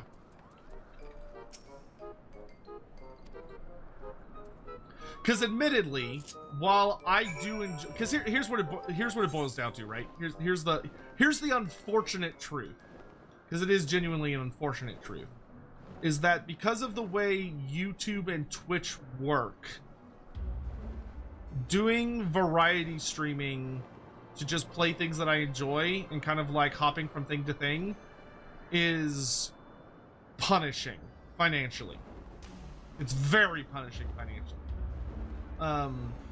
If I literally just played Total War Warhammer every day, it would be much more financially successful for me to do so. So, like playing Final Fantasy XIV, I enjoy it, but from a business perspective, it's not the right play. But y'all's support, y'all's, like, willingness to hang out and, like, do all the little things helps offset that, so that it's not as bad as it could be. Wait, is this not where I'm supposed to be? Oh, I'm supposed to go to Trimble fishing. Whoops. Ah, fuck it. I'm already here. I'll just do this. So that's why I can't guarantee that I would always be like, oh yeah, I'm gonna do that, because sometimes I have to prioritize other things. Then you burn out like Legend did? No, I don't think I would, to be honest with you. Because I don't approach the game like Legend does. Did. I think that there is a notable difference between being able to find entertainment in what you're doing and doing it. It's different. I think there are games that I could play that are like much more like hot and modern at the moment, but I should definitely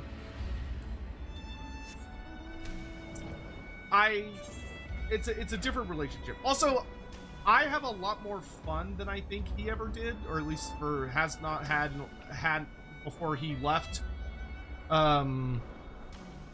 Because I have fun playing the game, and I don't try to constantly like cheese the AI and break the game. I think his problem ultimately was that he legitimately made the game unfun to play. Which I would never do that, because that's not how I'm built mentally.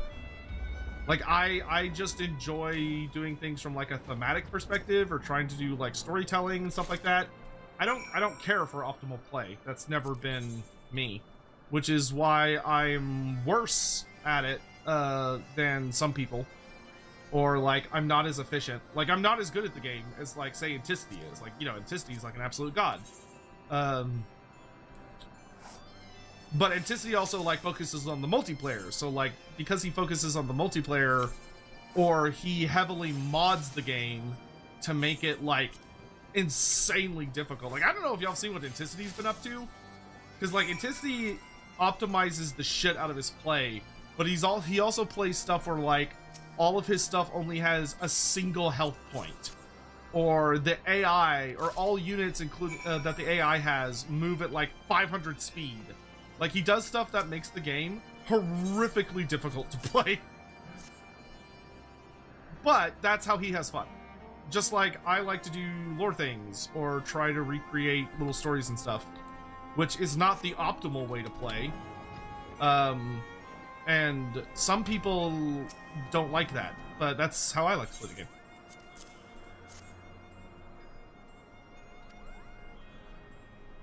But don't get me wrong, I do really enjoy playing Final Fantasy XIV. I'm really hoping that maybe when 8.0 comes out, there will be a lot more people interested in watching, and we'll be able to, you know, it'll be more incentivized to play it a bunch. But we will have to see what the future holds. We'll have to see.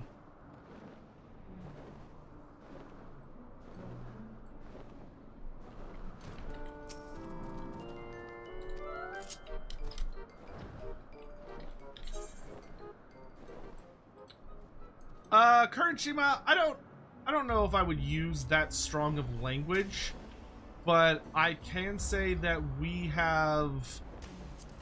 never spoken since I mean, to be frank, we didn't even speak then, but we haven't spoken. And I highly doubt we ever will. Is the simplest way I can put that.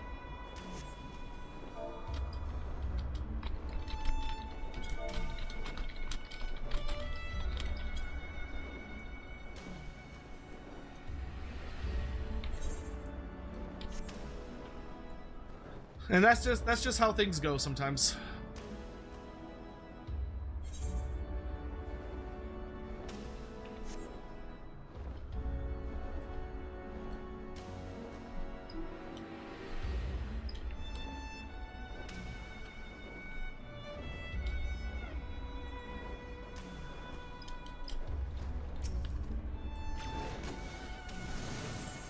I think your comment is likely correct, to be very blunt. However, I also think that there is no easy way, there's no way to address it that would be worth the effort. I don't know if that makes sense. Sometimes things happen, and I wish, genuinely, I wish I had handled the situation very differently than I did. But I don't think that there's a way to... I can't go back in time. And I don't think that there's a way to address it that would not just cause significantly more problems than it would solve. Hopefully that makes sense.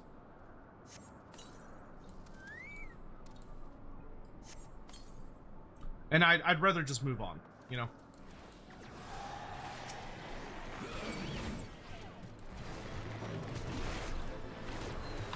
That's not aimed at you in particular, just to be clear. But yeah, hopefully that helps.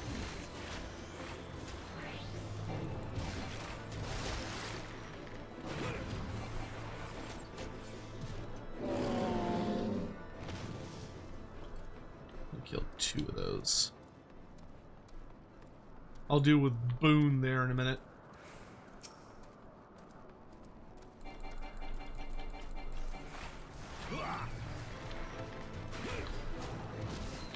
It is what it is, basically. Yeah.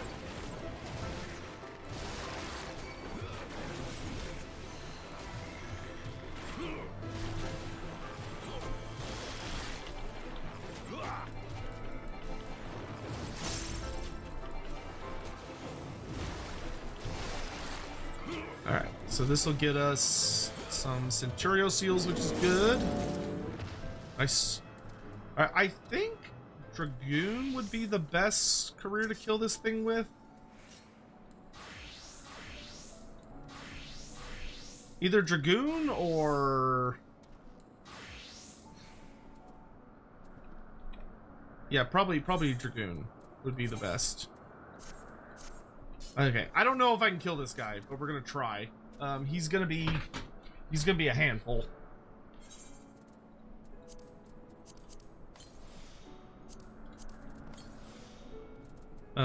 I don't have any potions that work out here, do I? Yeah, sadly not. Okay, we're just gonna have to wing it and hope for the best.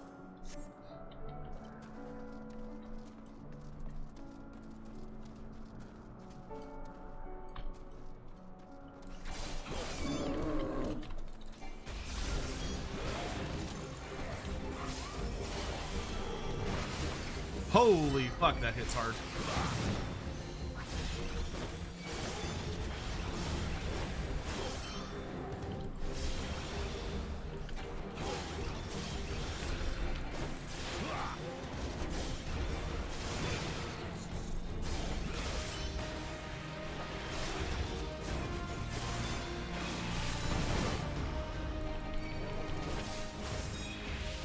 Okay, it seems like only one of his attacks hits really hard.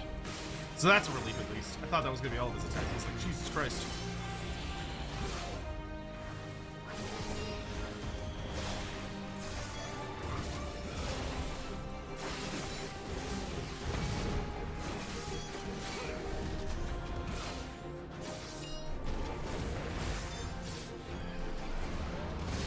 I just got to make sure to stagger my healing abilities. So I'm only using them when he hits me with something really big.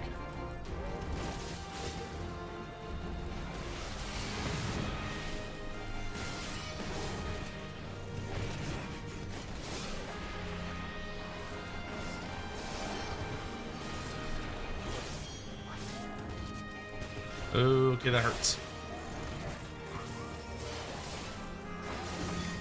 I don't think he's stunnable. Are you stunnable? Nope. Okay, Bloodbath. Bloodbath helps a lot. That's like the goated one. We can't arms link them. That'll help. We do one more normal rotation. If I didn't have the chocobo, I would definitely be dead. But it should be enough to keep me alive.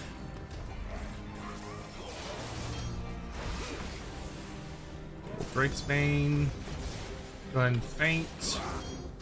Okay, we do need to build up to using One more. Okay.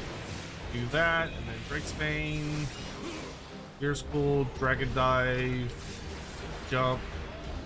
Dive. We can go ahead and re-up our buff.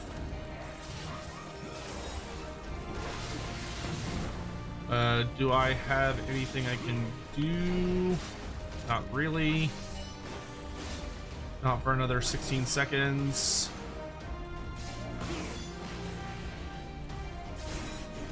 Ooh, this is the scary part.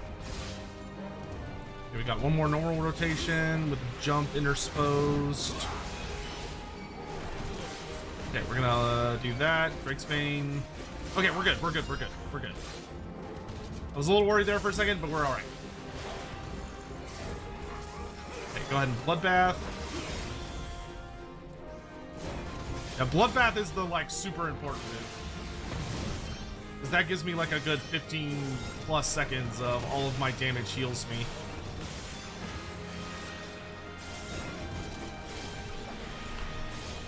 And I can chain a lot of damage together. What's my opinion on CA's latest Reddit post? Oh, Shomek. When was it? I haven't heard anything. Is that today? Okay, let's go ahead and second wind.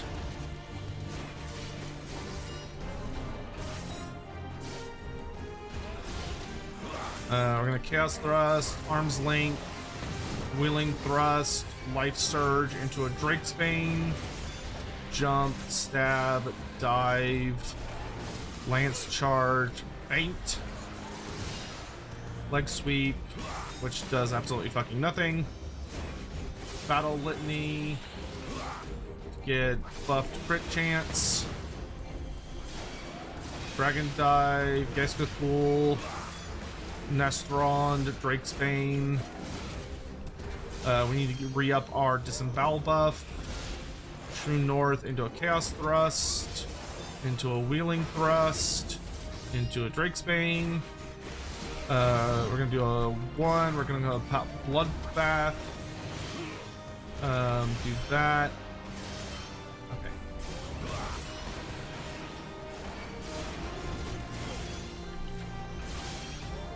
We can do one more normal rotation.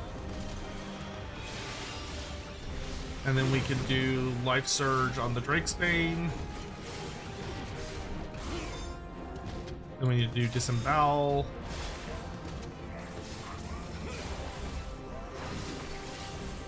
Get the damage buff. Jump.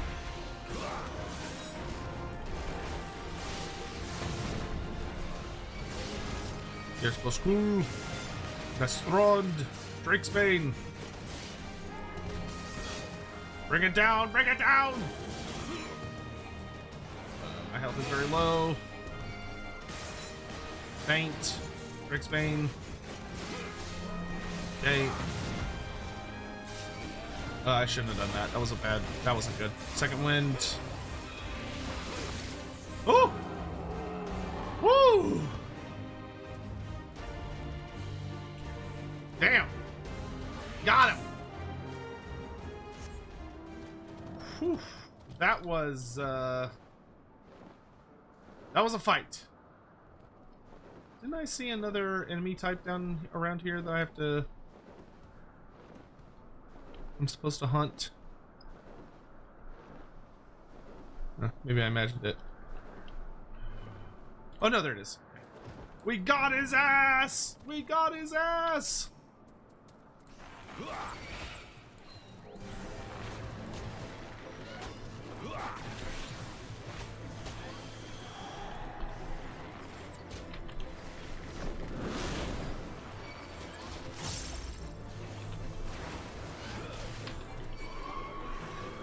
How many of those do I need? 2. Okay, so just one more.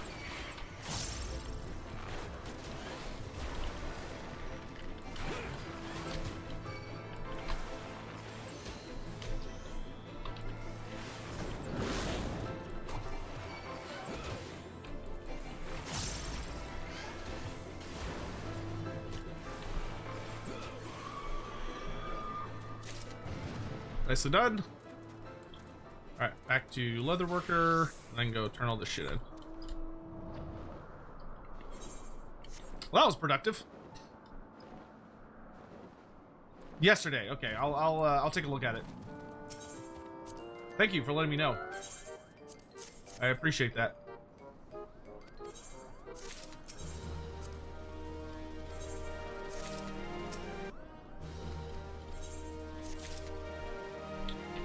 Alright. Turns out I think, have enough slots to do the Namazu. And whatever, let's go do...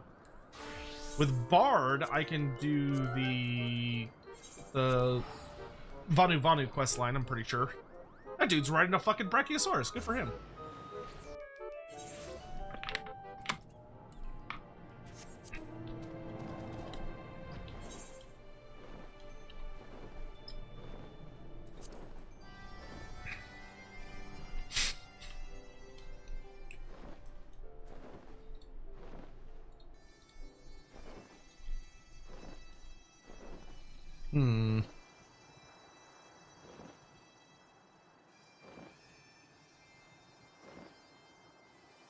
Excuse me. Alright, give me some quests here, big man. It's very good that we can do these as Bard, because that's some lovely bonus experience. Why does he only do posts like that on Reddit and not make a blog? I couldn't tell you, dude. I have no idea.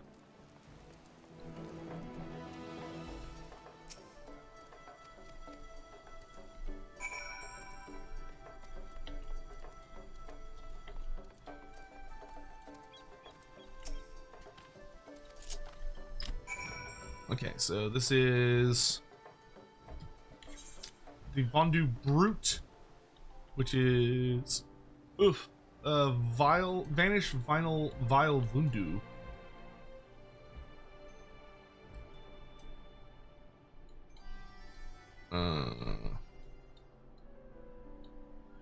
There it is. Far away as fuck. All right. The only thing I can think is that maybe they don't consider it like a big enough news announcement to be on the forums. So they shouldn't put it there because it's not like a big enough deal, would be my only guess. But yeah, I don't know.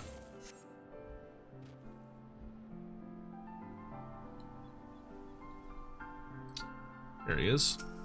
Get buffeted.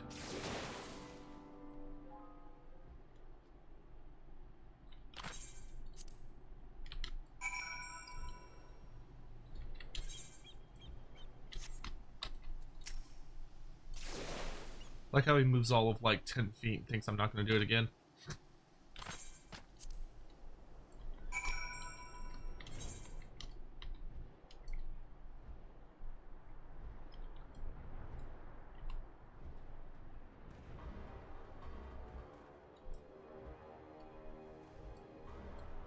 I'll move 10 feet away, then you won't buffet me for like the millionth time.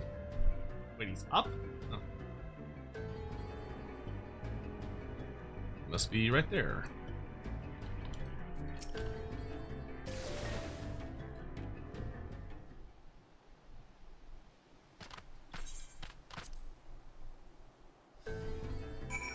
Alright.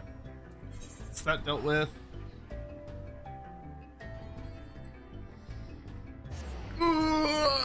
My back.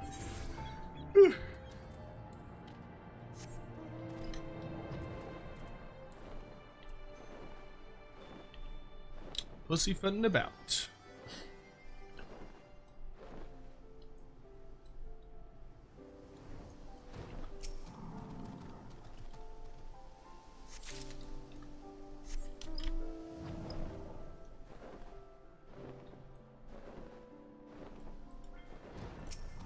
Looks like a big deal since it'll be a show. Yeah, fuck if I know, dude. I'm not sure how CA determines like what's gonna be an announcement on a blog and what's gonna be on Reddit and what's gonna be on the Discord, because it's definitely different stuff. I assume there's some kind of rationale behind it, but whatever it is, I don't know. I don't know.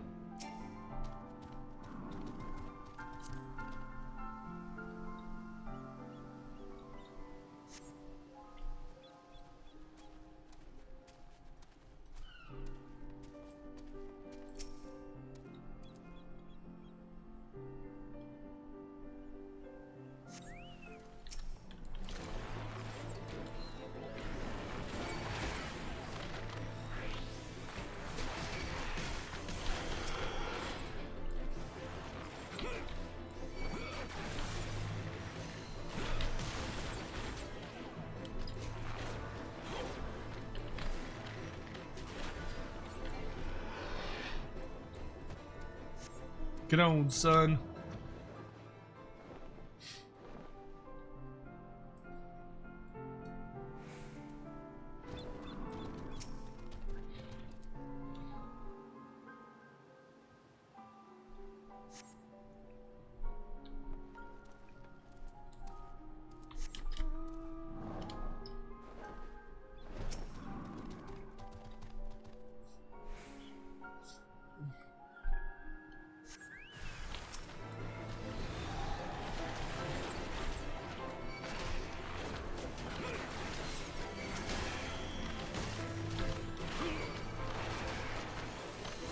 I didn't mean to do that.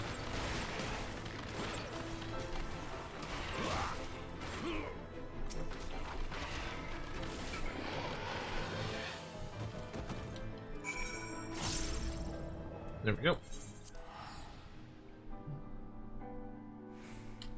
Oh wait, where am I delivering the cat sled? Muna Vanu. Let's say that's back in the village.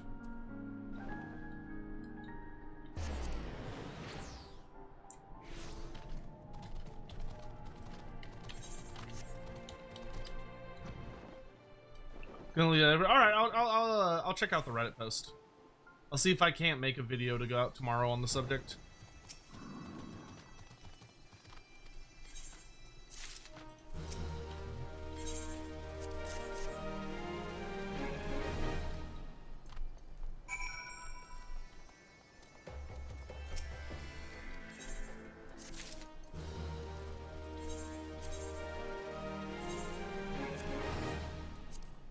Alright, we deliver this to Clamp Cloud Top, and then we will have the finale mission for the Vanu Vanu. We will never come back to them again, more than likely. Which is crazy. And then the only Stormblood Beast Tribe we have left to finish is the Mughals.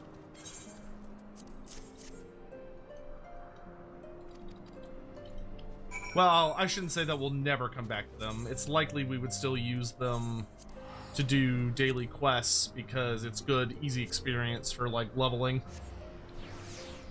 The Beast Tribes actually give you decent XP.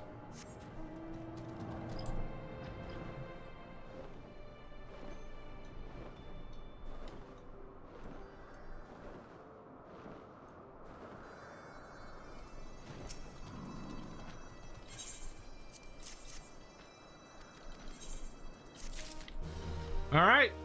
Here we go, the finale quest. Dalkadius Ok Gundunaki tries more than ever to think about the hardships Dalkadius helps us through.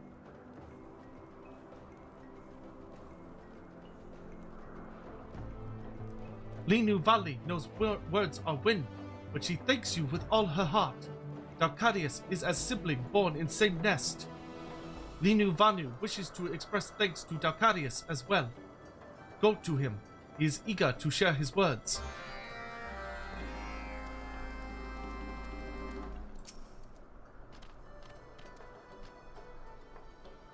Ah, Dalkadius, it brings Linu Vanu joy to see you again. For moons does Linu Vanu seek metaphor to express thanks for Netherling's actions. But moon sets and sun rises time and again, and proper words do not come. However, now that Dalkarius stands before me, it is clear. A Netherling such as Dalkarius is more precious than double, no, triple rainbow, stretching all the way across Cloud Sea. It's a double rainbow! What does it mean? Man, you ever think about the early days of YouTube, like way fucking back in the day? Jesus Christ, that's a...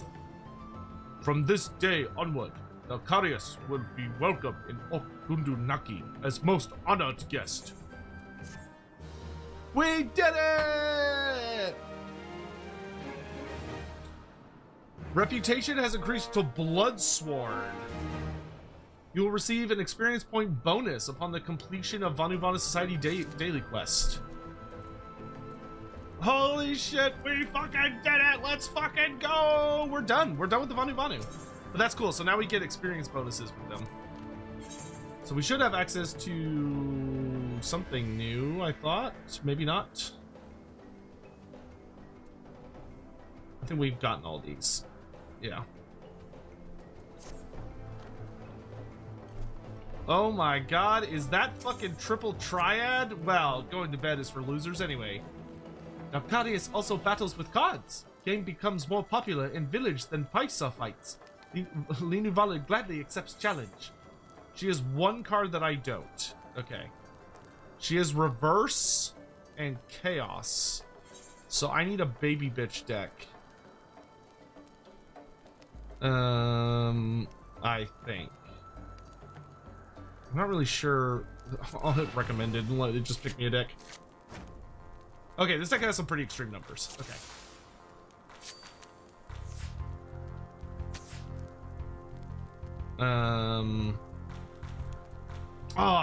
Oh, I bet she has the Bismarck card. I was like, I haven't gotten the Bismarck card yet.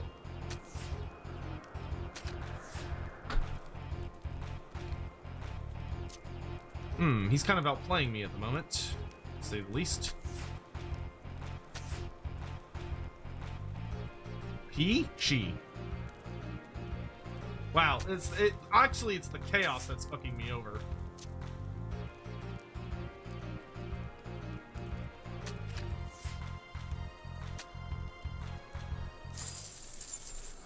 Let's try that again. I don't want to have to make a deck for this, but if she whoops us again, we will make a deck for it. I don't think I clicked the right deck. No, I did. Oh, this one has a good amount of ones, actually.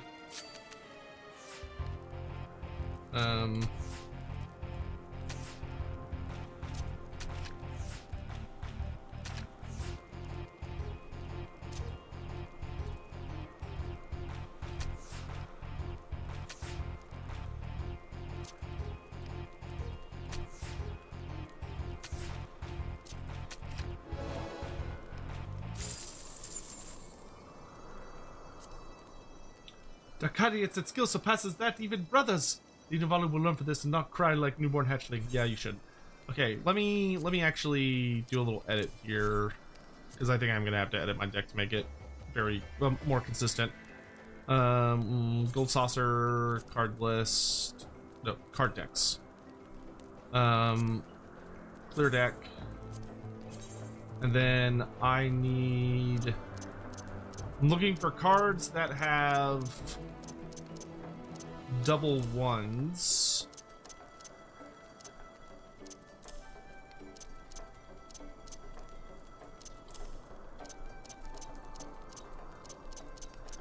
What am I doing?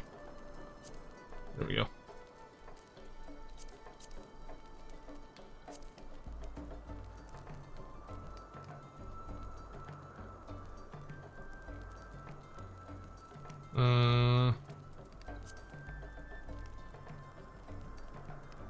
Double one or double two would be fine as well.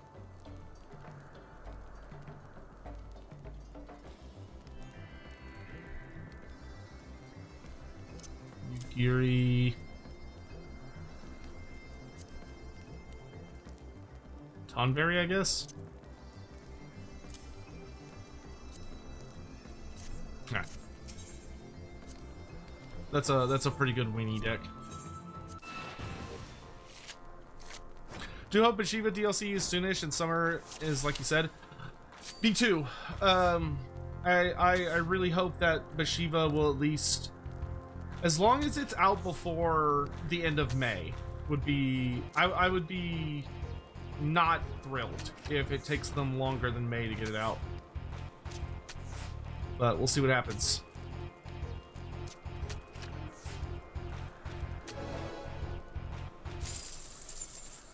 Oh, nice. That was easy. Damn, I wish most of them went that fast. We got Bismarck! Nice. Alright. From there, I need to switch to something like... we'll do Ninja for... I need to go see my Fish Bros.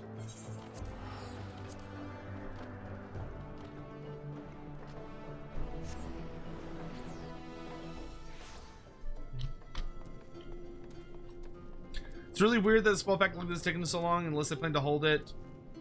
So, well, we don't know what's coming with it. You have to keep that in mind, Shomek, that it's probably not going to come by itself. The DLC is probably going to come with some kind of free LC, which it's hard to say what that's going to be. It could be like the Siege rework.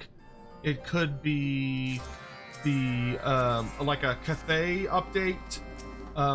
I would guess it's going to come with some notable chunk of free LC content. And that will probably take a hot minute. But I don't know. Like, there's no way to know until we get like a notable look at like what are we doing here, you know?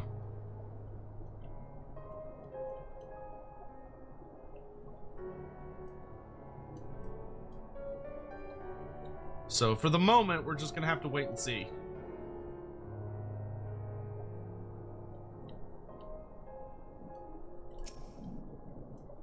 I hope it's good. God, I really hope it's good. It would be so nice if this DLC was just like amazing. If it could come out in May. I mean, I prefer it by the end of this month, but I don't think that's gonna happen at this rate. But like, if it could come out like sometime in May, and it's like really solid, comes with like a fun little free LC, maybe like a Cathay update or the Siege rework or something.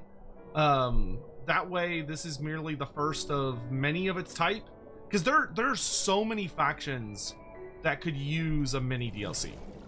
Like, there are so many groups that like just a little thing would go such a long way to making them feel finished. Hey, Sotek, do you think there's any obvious more beasts for Carth to get? Maybe Blood Vultures? Blood Vultures would be cool. Blood Vultures would make a lot of sense, I think. Man, I'd have to like sit down and look at like a list of all beasts in the game. But I can see Blood Vultures making pretty easy sense. I don't think that would be super crazy.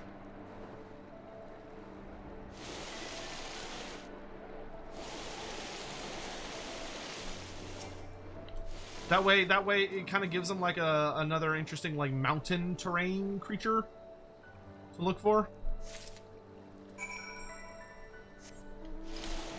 Okay, what else do I need to do? I need to go Bessert Foul.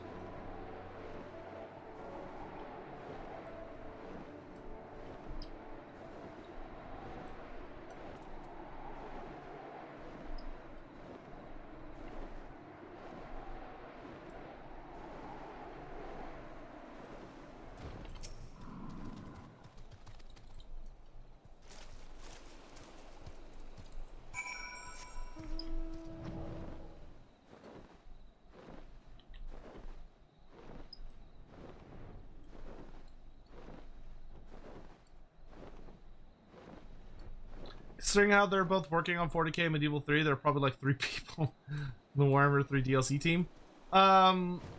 It's probably a lot more than that, considering how big the End Times is. But I would say that it's probably more of a... I would say the Bashiva team is likely quite small.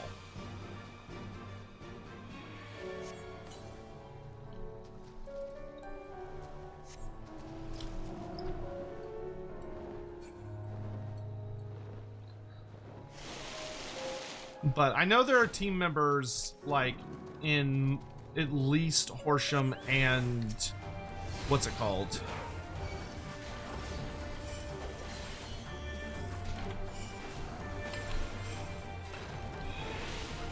Oh, I got to do, like, a Doom Jutsu? That's fucking cool. Oh, you're defeated already.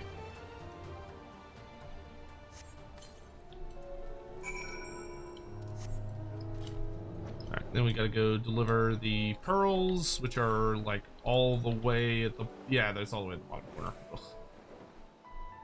This quest sucks because you have to go all the way down here.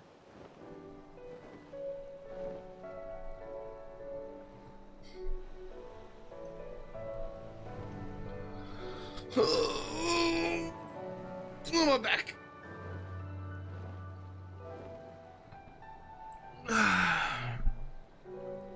Have I seen Honest Wargamer's take on AOS End Times Rumors second video? I think so. I'm pretty sure I watched that one before I made my second one. I think.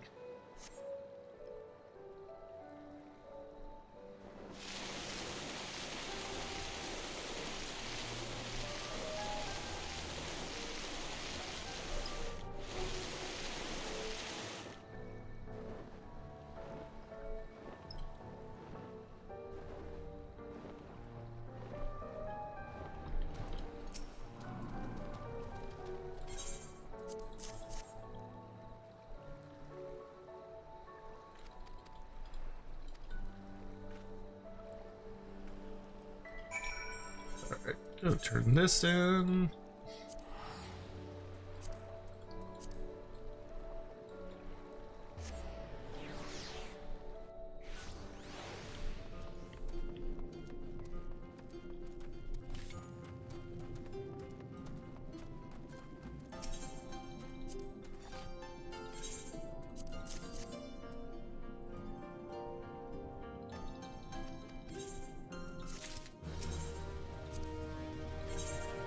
Flotsam and jetsam.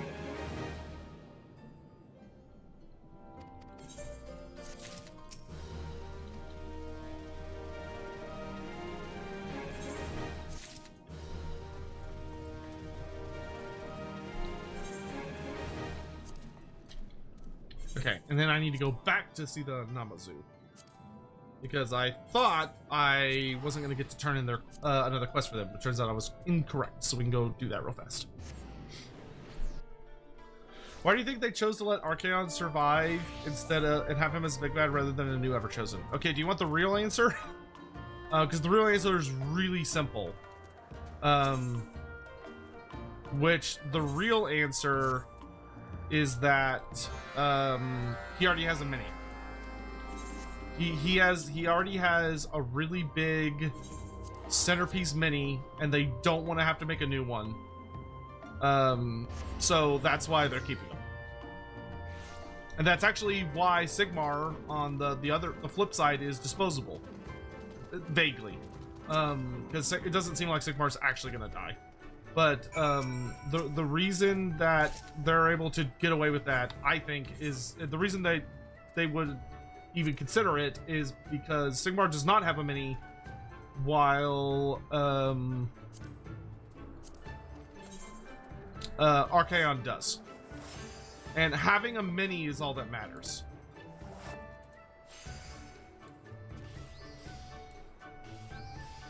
It's not a super exciting answer, and it also doesn't really mean a lot for like storytelling, because it's not motivated by like what's best for the story, because GW doesn't really give a shit about what's best for the story.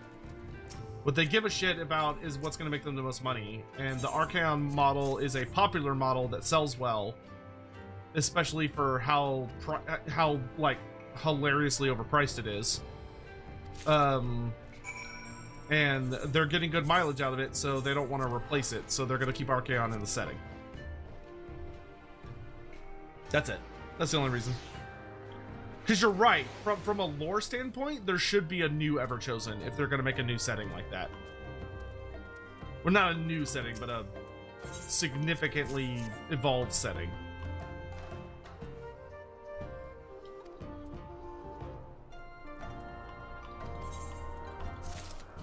There we go. All right, and with that, we are done for today, ladies and gentlemen, and anyone that does not fit either of those categories. That's us, done. I hope you all had fun. I hope you all had a good time.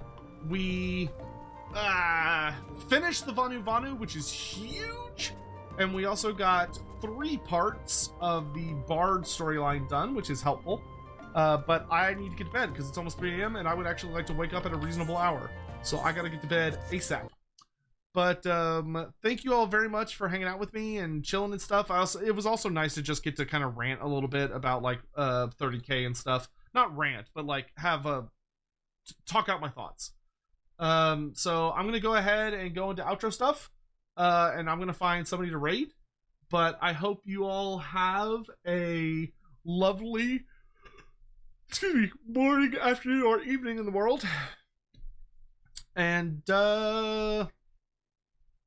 oh, in regular AOS, why? Oh, because regular AOS, they wanted to keep as much fantasy stuff as possible. That's why. Sorry, I thought you were asking from like the current edition of AOS to the next edition of AOS. No, from fantasy to AOS, the reason they kept Archaon is because he's a super iconic character, and they wanted to keep as many of the most iconic characters as they could. So they kept him. Also, I think it was reasonable because Archaon kind of won, but he also kind of didn't. But that's a story for another time. Anyway, thank you all very much for watching. Have a lovely evening. I'll see you guys later. We're gonna go raid my buddy Melisande, because she's awesome. So yeah, take care, y'all. Good night.